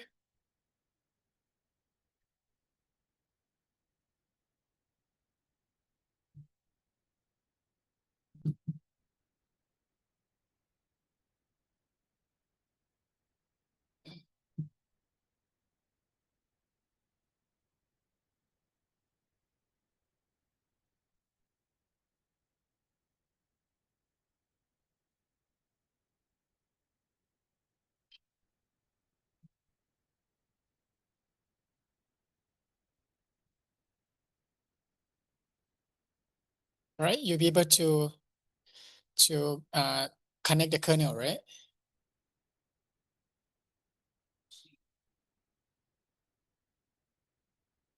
So do you have this .venv? So probably you need to restart the VS Code. Maybe just close it and then open it again. Yeah.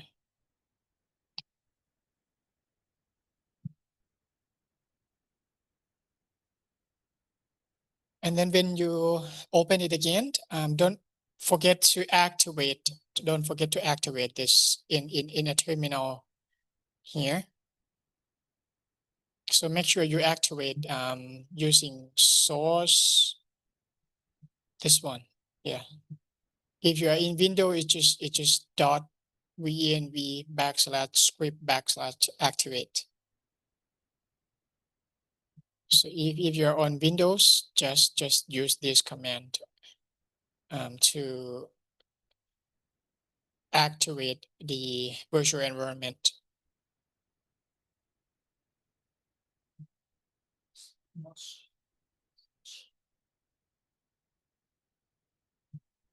Let me see.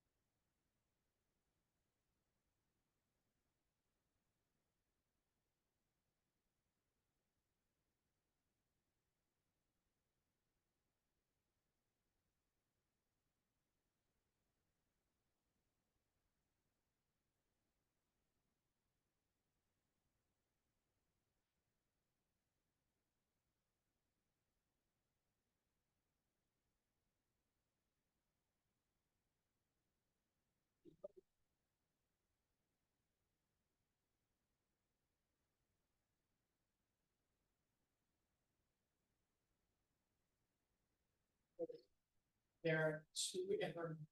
It's going to be the one house. Probably you can check, but moving into another and it doesn't have this.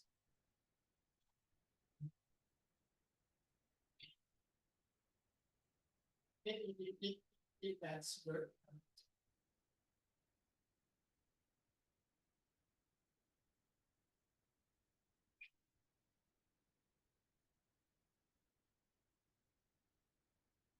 so I was then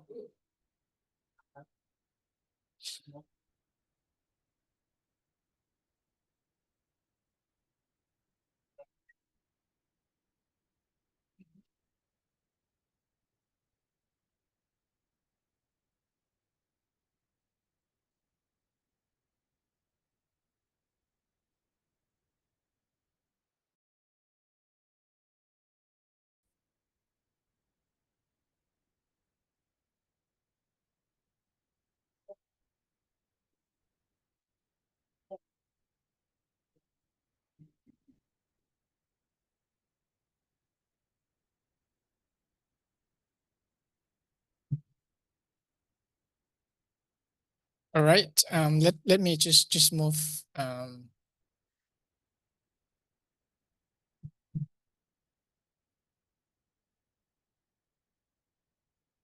right. So hopefully from now you can connect the kernels, right? Okay. Let's first just maybe trying to run this to check whether we are running the right Pythons or not. So this path should point to the place that you are using or you are creating the virtual environment folder, which is the folder is for this folder here. So it's should pointing to this one. All right. So so just here in this notebook we are going to do the demonstrate the geometric transformations. Okay. So you just import this library and package, NumPy, CV2, Matplotlib. Okay, you just run that. So then in the asset that I provide, we are going to read in the image using OpenCV. So this line of code, cv.read, and then we provide the path to the image that we want to read. All right, and then we use Matplotlib to to display the image. Okay, yeah, we just use plt.imshow, and then we pass this parameters image into that imshow. All right, so it is going to display this image. Okay, it is going to display this image. And if we check the size of the image, it would be 3008 pixel wide, height, and then 2068 pixel width. Okay, the width, and the three here is the channels. What do we mean by channels? Okay, so the color image is consists of 3 channels: green, red, green, and blue. All right. So in one image, you can think of it as a 3 image stacking together, which has green, blue, and red, green, and blue stacking together, so that will mix up the pixel value to represent the color. Okay, so that's why we have the 3 channels over there. So to scale, to change the size of the image, in OpenCV, we have the functions, the methods called resize. Okay, so the parameters for this method would be the input image you want to increase, and then what is the scale factors that you want to scale in X directions and Y directions. Okay, so for example here, I want to scale both in X and Y 2 times. Okay, it's just increased twice as that. And then let's see, so here we have fx equal to 2, fy also equal to 2. So we pass these parameters into these functions. Okay, the image, and then the second one. So we want this. What is the second parameters? The destination image, the output. So this one will return this. This is the destination, right? The second one is here, which is the DSite output image size. So we just want the output to be so we specify this parameter as noun, and then we specify fx and fy, which is the scale factors in X and Y directions. And interpolations means that when you increase the size of an object, of the image, right? The pixel value, it has also, it need to calculate the new pixels. What do I mean by that? For example, so this is the point, right? This is a point, this is a pixel in original image. If we scale this image twice, 2 times, which means that this image we have more pixel, probably something like this one, right? So which means we have to, this point will probably move around this point. So we have the interpolation means that it is going to calculate the value of this one with respect to the new positions, because we scale things, right? So every pixel have to have a new value. So it is going to scale, interpolate the value. So for example, the point over here, it needs to determine the new value for this point, because when we scale things, this point we move to this point. The interpolation is calculating the new pixel value at the new locations. All right, so that's the interpolation. That's what it means, and that's what it does. Okay, so we just run this. It is going to scale. So if we run this one, so it looks the same in this visualization, but if you look at the size of the image, so this one, this site will have a more pixel in the image.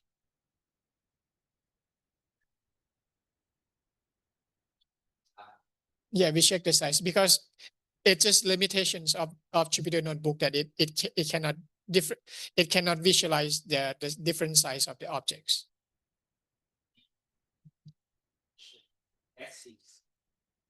So this size, it is a bigger and larger image, double size of that. Okay.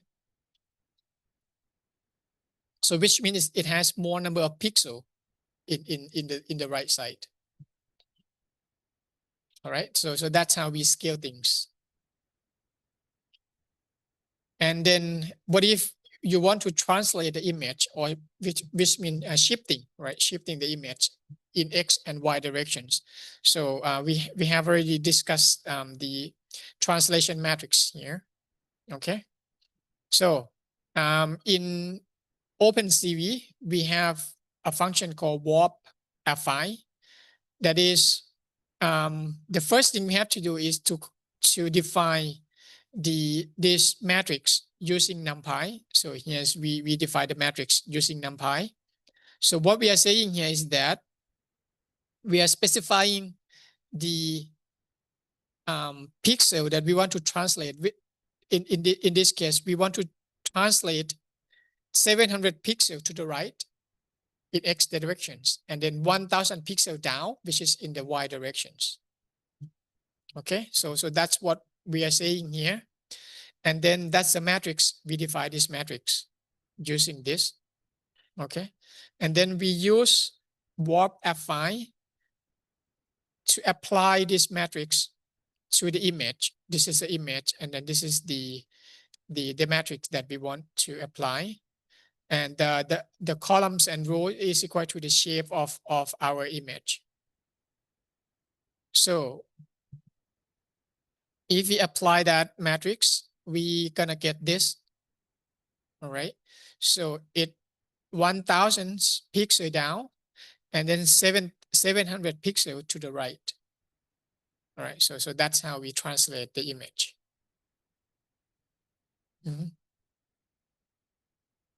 Okay. So what we have to do in order to translate it, just come up with this matrix. Specify this Tx and Ty. How many pixels you want to move in X and Y directions. Right. And then to perform the matrix multiplication, you're just using these functions. It is going to perform the matrix multiplication for you. Okay. And so we can see this is the size of the image. It's still the same size. So now it's come with rotations, right? In rotations, what we have to specify is the angle or the theta, how much we want to rotate. Okay.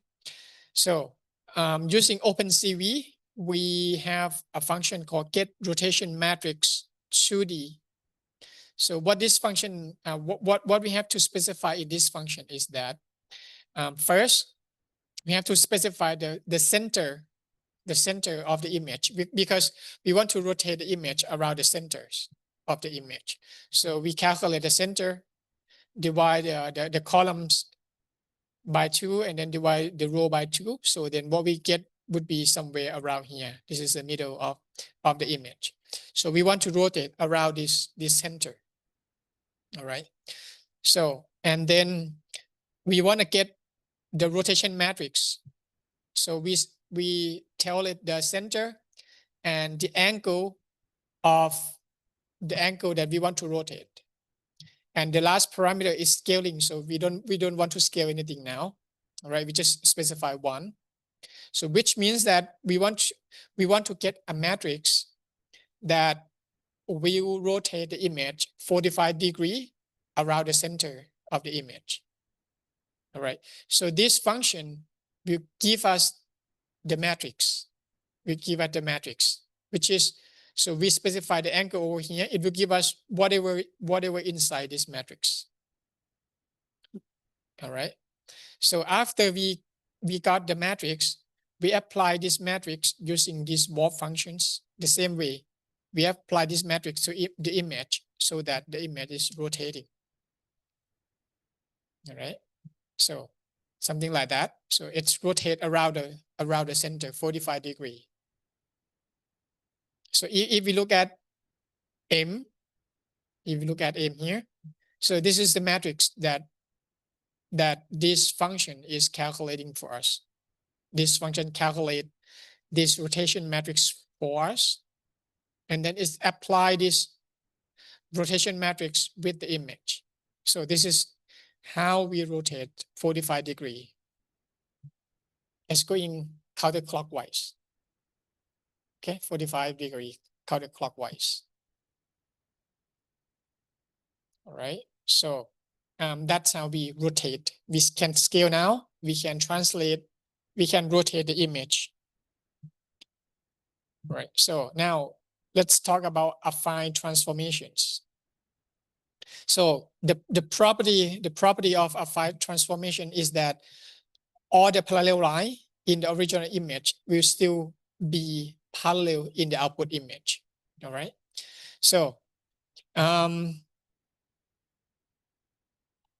what we want to do here, what we want to do to perform the affine transformation first. So this is nothing but reading in the image. Okay, so we have to specify the point. We have to specify the point in the original image. And then we want to specify the new locations. So let's say that, so the thing that we want to do is that we want to set a point so that we can calculate the transformation matrix. For example, if we have the image, something like this, okay? And then we specify the point, this point, this point, this point, and then this point. This is the original point. And then we specify another set of point, which is in green. This is in green. For example, we say that we want this point, this point, this point, this point, 4 points. So this is the original.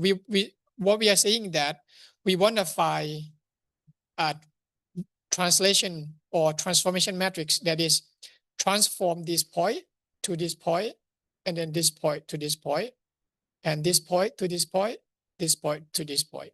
We want to find a single transformation matrix that transform red point to the new position in green points. Right, so that's what we are doing here. So we pick up any point in the original image, and then we just come up with another point, any point that is within the size of the image. All right, any point, and then you just plug that in to set of point. So these functions, CV get affine transformations, will calculate the matrix that translate or transform the point from original point to the transform point, to the red to the green. It will figure out the transformation matrix for us. All right, and then after we get that matrix, we just apply to the image. Okay, let's see the result. So this is a result, right? This is a result. So the triangle here is the point in the original image, is the point in the original image here that I'm picking up, all right, these 3 points. These 3 points here. And then I say that I want to find a matrix that is transform these 3 points onto another 3 points. That is another 1. So this 3 point, which is the original point here. Okay. So we want to find a matrix that is transform this point onto this set of locations. So after that, we're gonna get this matrix. So after we apply that matrix, so this is what we're going to get, the result of phi transformations.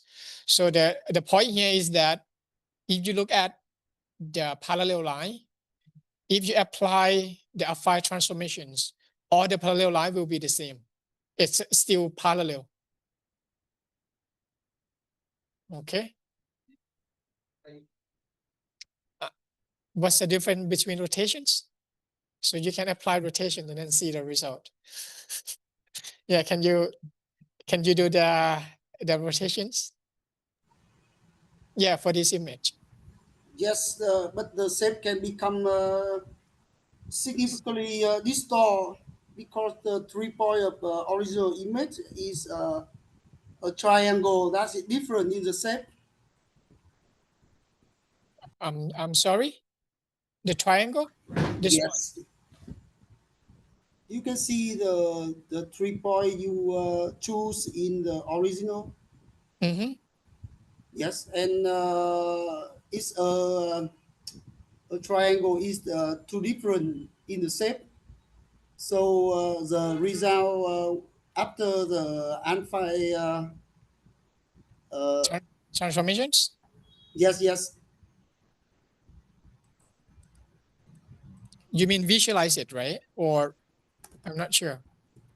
I mean that because you select the 3 destination point, Yes. that form a skew and uneven triangle. The email gets shared and distort to the match of the alpha transformation copied from the point. Yes, and how can after we use the alpha, it's with the same with the original. How can? I'm not sure I get your I'm not sure I get your questions. How can we what? How can we use the alpha after that? The result is not skew. Not skew over here? here? You can see output after transformation. You can see that. Mm-hmm. Yes, it's skew. Yeah. How can we choose the 3 points on the original image? How can to make the output is not skew like this? Oh, okay. I see. Yes.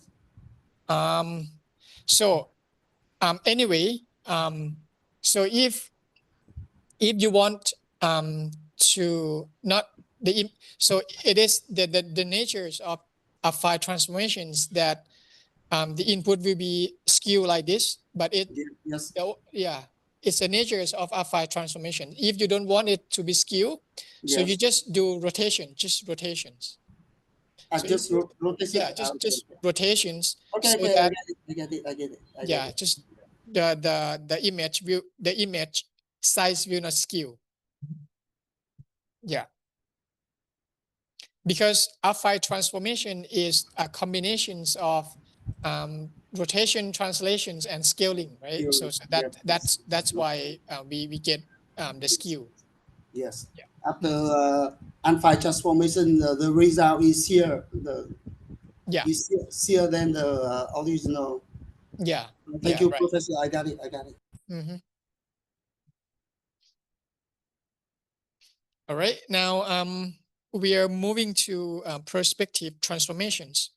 So in perspective transformations, the property of perspective transformation is that the straight line will always remain straight after transformations. So to find the matrix, we need to choose 4 points. All right, we need to choose 4 points in the input image, and then we will use that 4 points, 2 set of points. Same thing with phi. We use 2 set, which is a set of points, original points, and then another set of 4 points. So what we want to do here is that we use a function called get perspective transform. So we want the matrix.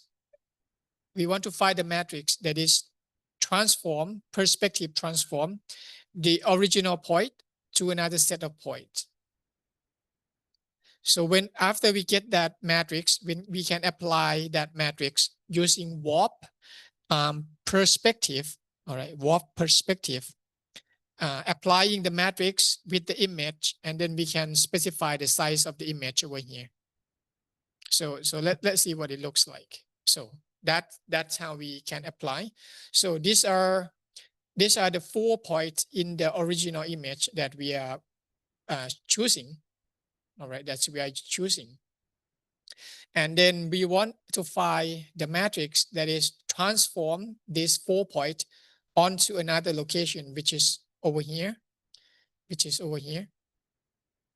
Okay. So after we find that matrix, so this function will calculate the matrix for us. So we get that matrix and then we apply to our image using warp perspective functions. So this is a result that we got. The straight line will remain straight line. All right, so this is perspective. So imagine that you are let me show you this one. So you get a better idea of what it looks like. Have anyone used Microsoft Lens? Have you used the app for scanning objects? So let me see. Scan the documents, right? Yeah. So I'm not sure you guys see. So you guys see. So you guys can see. Yeah.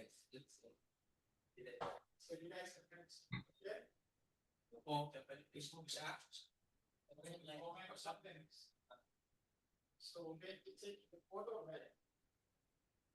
So like this. So like this. So like this.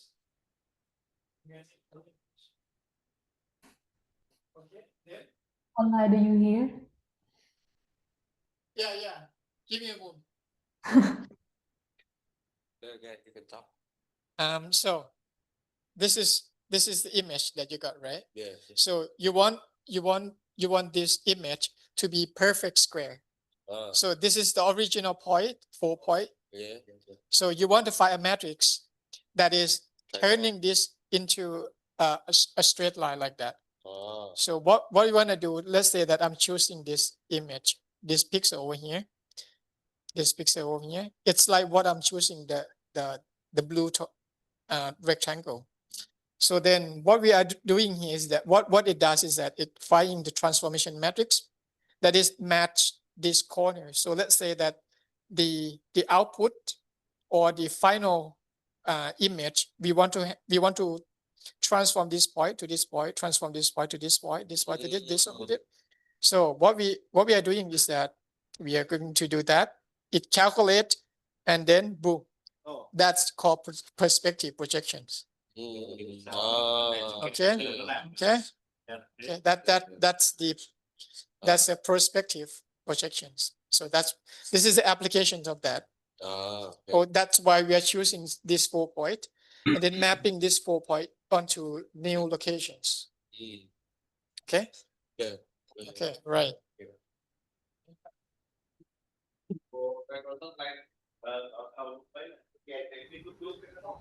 Question, Professor? Sorry? Yes, I have a question. Yeah, sure. With the two methodology, we can create more sample with one original picture, because when we want to using machine learning or something, we need more data. So I can use this method with the original. To generate additional sample for the original image, right? Using this method. Yeah. So you can for the machine learning or AI, you can use these transformation techniques to perform what we call the data augmentations, or we call the data synthesis or data augmentations by rotating the image, translating it, scaling it. So that's help us to have a more variations of the input image. For example, if you are training with iStyle image, all right. Yes. So wherever his face appear in the image, whether in these locations, or whether in this location, this locations. So your model should be able to detect his face, right? So if you only train your model with this image, so the models will only be able to detect when the face appear at the in the center. So what you can do is that you can perform translations so that you're gonna get many image that is having his face appear here, something like that. So probably you start shipping the image by 5 pixel by 5 pixel in each direction. From one image, you could get like hundreds of sample image for training your models. Yeah. Yes, but with the perspective transformation, if I have a green sheet of paper, and can I use this method to flatten it? And how can I determine 4 point on the original image to flatten paper? Okay, to flatten the papers. Yes. If it's a green. So I'm not sure. Let me show you in cameras. Nói cái từ nhăn nhúm là gì?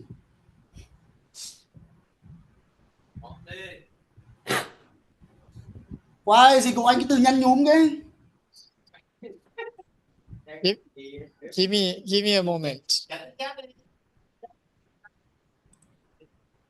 All right. So did you see my phone? No, I still see your screen. So here, look at the camera. I'm sorry. Let me see. Do you see this? Yes, I can see it, but it's too small. Let me pin. Yes, right. I can see it, but yes, right. I can see it. Okay. Yes. So this is how we can do the perspective projections. Okay. Yes. So for example, I want to flatten this image, right? Yes. So what this application is doing is that it is selecting the 4 corners of the papers. You see? Yes. It's selecting this 4. So what it's trying to do is that it's trying to find the matrix that is mapping this 4 point. So this point to this point to this point. Yes. And then another point to another point. All right. So the result would be something like this. So that's how it is. Yes. Okay. That's the perspective projections. But we have to define many points. Yeah. You have to define the 4 corners. You have to define the 4 corners. For example, when I go to a karaoke, I have a karaoke receipt that bring up. After I put it into my pocket, and I want to flat it. Yes, to see the bill. Yeah. So if you have a receipt, right? Yes. You have a receipt. For example, here's your receipt. All right. Yes. So you're taking the image of a receipt. Yes. So you want this receipt to appear straight, right? To be straight like that. Yes. Right. Okay. So what you have to do is that first you select the 4 corners of that in the original image. Okay. And then you have to specify another set of 4 corners, which is the size of the output. Okay, this is another 4 corners. Yes. Another 4 corners, which is the corner match to the size of the output. Okay. Okay. So you have to set off 4 corners. So what you have to do is that what you have to do next is to find the matrix between these 2 set of point. Okay, which is M over here. Okay. Okay. Okay. So after that, you apply this matrix to this point, to this area. It will apply to this area. So then it will project to this one. Yeah. So that's what we are doing. So in this case, in this image, so this is the area. This is the area we want to project to this side. Yes. So everything in this area will be projected onto this image, which is 300 by 300 width and height. Yes. It's the same concept with this one. Yes. Okay. Okay. So to calculate the matrix between this area and this area, we just using this functions, perspective transform. Yes. Okay. Mhm. Yeah, that's it. Okay. Thank you, Professor. All right. So that's the perspective projections and its applications. How we can do the application for that. All right. Any other questions?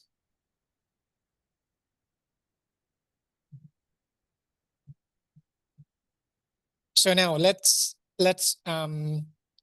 do some maybe interactive sessions. So what I want you to do is that I want you to create some app.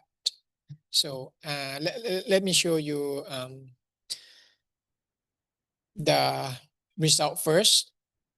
So let me see. UV run.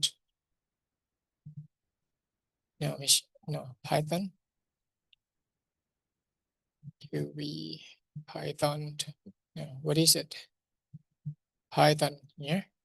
Okay. So what I want you to do. So this application is to perform a transformation visualizer. So this is the image. All right. So first we perform a rigid transformation. We can drag and drop this. For example, I want to translate this image so that we can slide it, translate in X and Y direction. We can slice it. Okay. Or we can rotate it. Okay. We can rotate it like that. But in rigid transformations, we cannot scale it, right? Rigid transformation, there is no scaling in rigid transformations. So if we want to do a rigid scaling, we have to switch the mode, okay? So press M. So now we back to the similarity transformation. So we can scale it, okay? We can scale like that. You can slide the trackbar to scale the image. And then we can also rotate, translate, something like that. Okay, so that's the applications I want you to do. So I have provided you the template, all right? So what you have to fill in is here. All right, you have to fill in the transformations over here. Okay, create a transformation that behave the same way as we did, which is the rigid transformations and similarity transformations. So you can put your code here, create a matrix, and then apply a transformations. All right, so but be aware of the scale. So let me just walk you through the what the code does. Let's start with the main, right? So the script is starting the main, and then here we are downloading the image from the internet, get the image. So let's see what the get image is doing. So get image is downloading the image from the image URL that we define. Okay, so the download image function is here. So it's just downloading the image from this URL. Okay, and then save it as this file name. All right. So after the image is being downloaded, so here, so we are going to set up the UI. So what is the setup UI doing is that it is going to create a windows that we are interacting with. And then it just specify the track bar. So the track bar that we can drag around. Okay. So this is how we set the UI. Just setting the windows and the track bar. Okay. And then after that, it is going into a main loop here. So what the main loop does is that, so here we are configuring the track bar, the angle, translation in X, translation in Y, and then scale. All right, so we specify this configuration track bar, angle 0, something like that. So this value is coming from this. Okay, we specifying the configurations of each track bar. So the angle will be ranging from -180 to 180. So that's a total of 360, right? And translation, you can try to change this. Okay, translation, try to change this. So the reason why we are using a default positions as 150 is because the track bar, the value of the track bar is starting from 0. It cannot be negative. All right. So in order to make in order to be able to translate into a negative size and positive size, we have to start at the centers. Okay. So that's why it's -150 and 150. Okay. So that's the same thing as other things. And then this just configure the track bar, and then this just converting the positions according to the track bar. When we drag the track bar, we will get the value, and then we can add or subtract. We read, this is what we read the value from the track bar, and then adding to this value. So then we are going to determine whether what kind of transformation we are going to do. All right, because here we have two modes, rigid modes and then similarity modes. All right, so if the mode is equal to 0, we set the scale to 1, because in rigid transformation we cannot scale. Right, we don't have to scale. And if it is the similarity mode, we just divide the scale position by 100, just to see whether it's 1x, 2x, 3x, how many times we are going to scale it. Okay, so that's a 2 mode. So when you are applying, transformations, the scaling will have an effect on your transformations.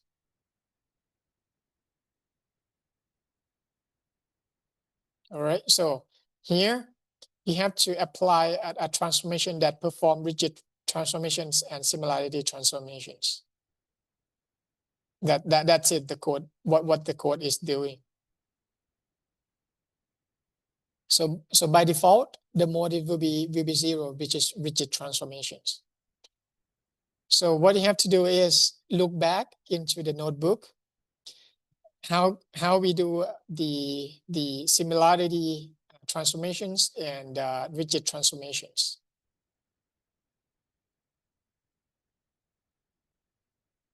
So if you go back to the lecture, the rigid transformation consists of what?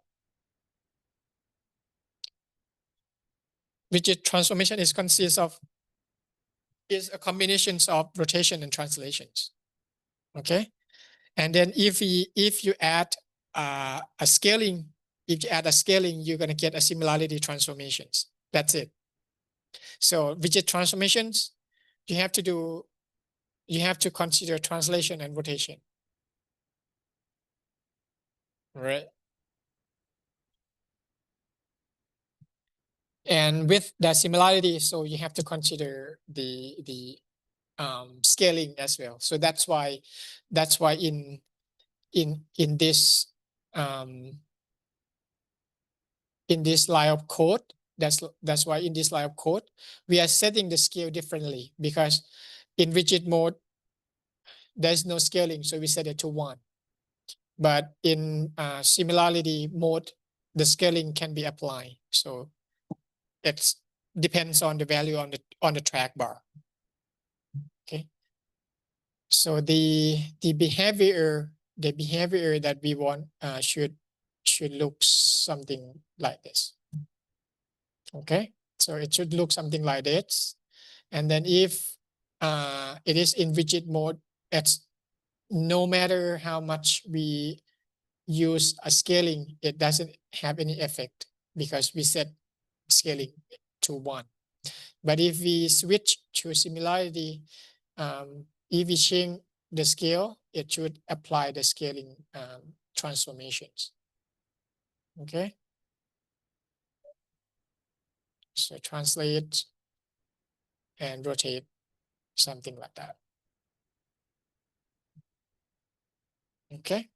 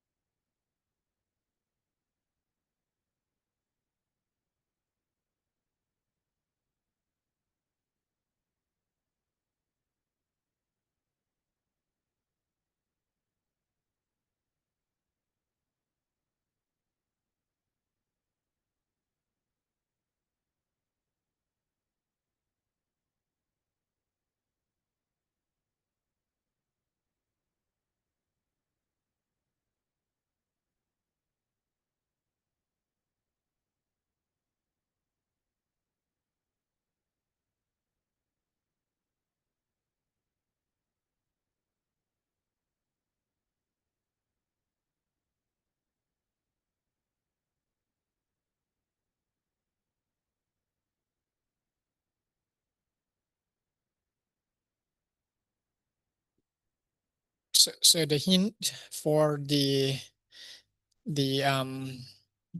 rigid transformation is that if you look at the the matrix, let me see. If you look at the matrix, okay, if you look at the matrix of translations and rotations over here, if you look at this slice, so the rigid transformation is a matrix of rotations and translation, right? If you write it in the form of matrix itself, this one, so you will need rotations over here. So R11, R12, R21, R22, right? And then 0 and 0, 1. So this is rotation matrix and translations over here. So you need three no, you need 2 by 3 matrix. You need 2 by 3 matrix. So no, this column. So you need 2 rows and 3 columns. So the first 4 element is for rotation. The last one is for transformations. Okay, so you have to construct that matrix.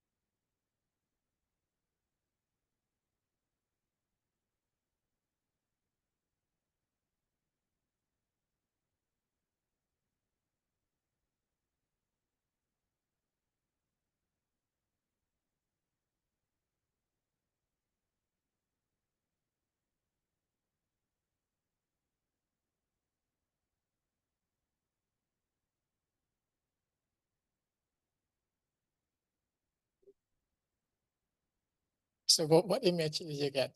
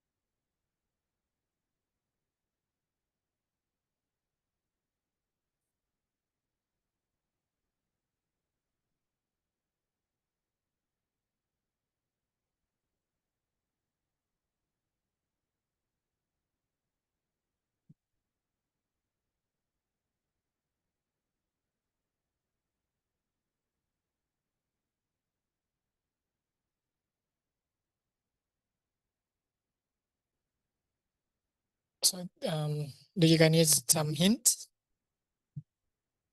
No. So so what you can do is that first, in order to do things, right, in order to transform, first thing you need to you have to have is the matrix, right? To apply the transformation, you have to have the matrix. So first, you can get a rotation matrix. You can get a rotation matrix by using these functions. And then you specify the centers, the angle, and the scale. So by using these functions, you're going to get a matrix, a transformation matrix. Rotation consists of rotations only, right?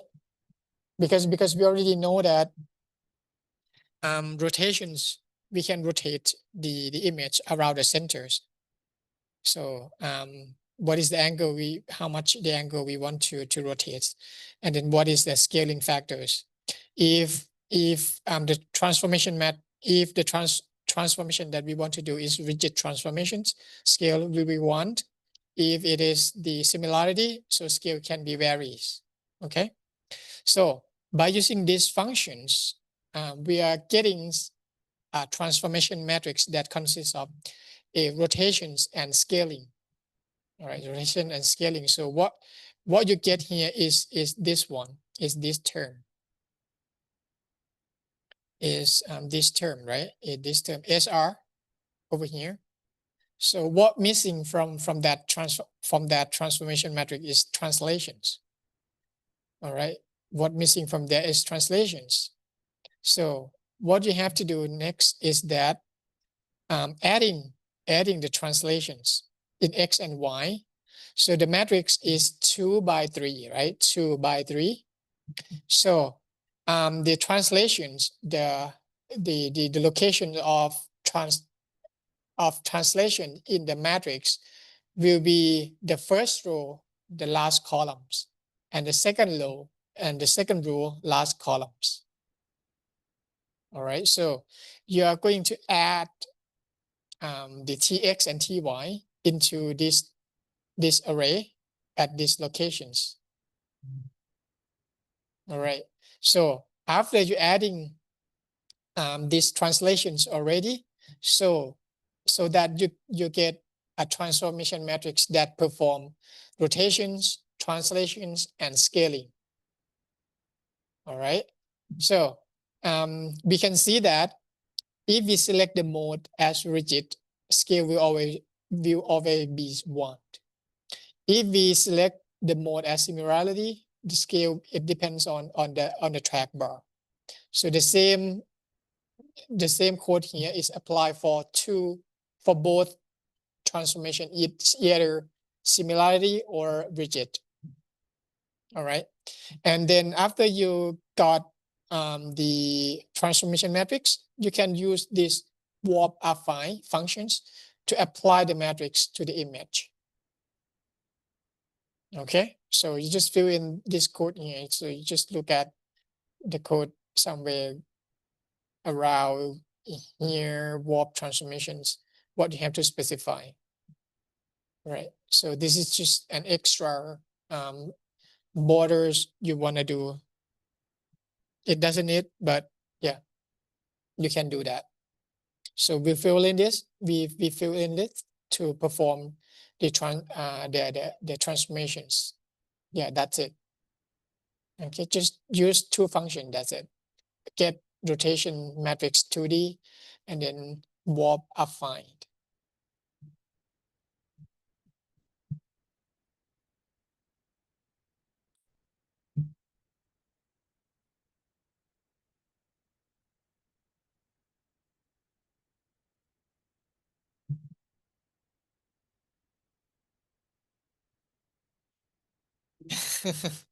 Yeah, what you did is just trying to come up with the matrix by specifying each elements in the matrix, but essentially we can get that by using this function, get rotation matrix in 2D.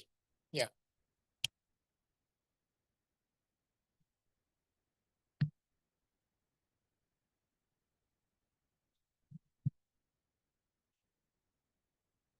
All right. So it could be a homework tonight if you just finish this 2 line of code.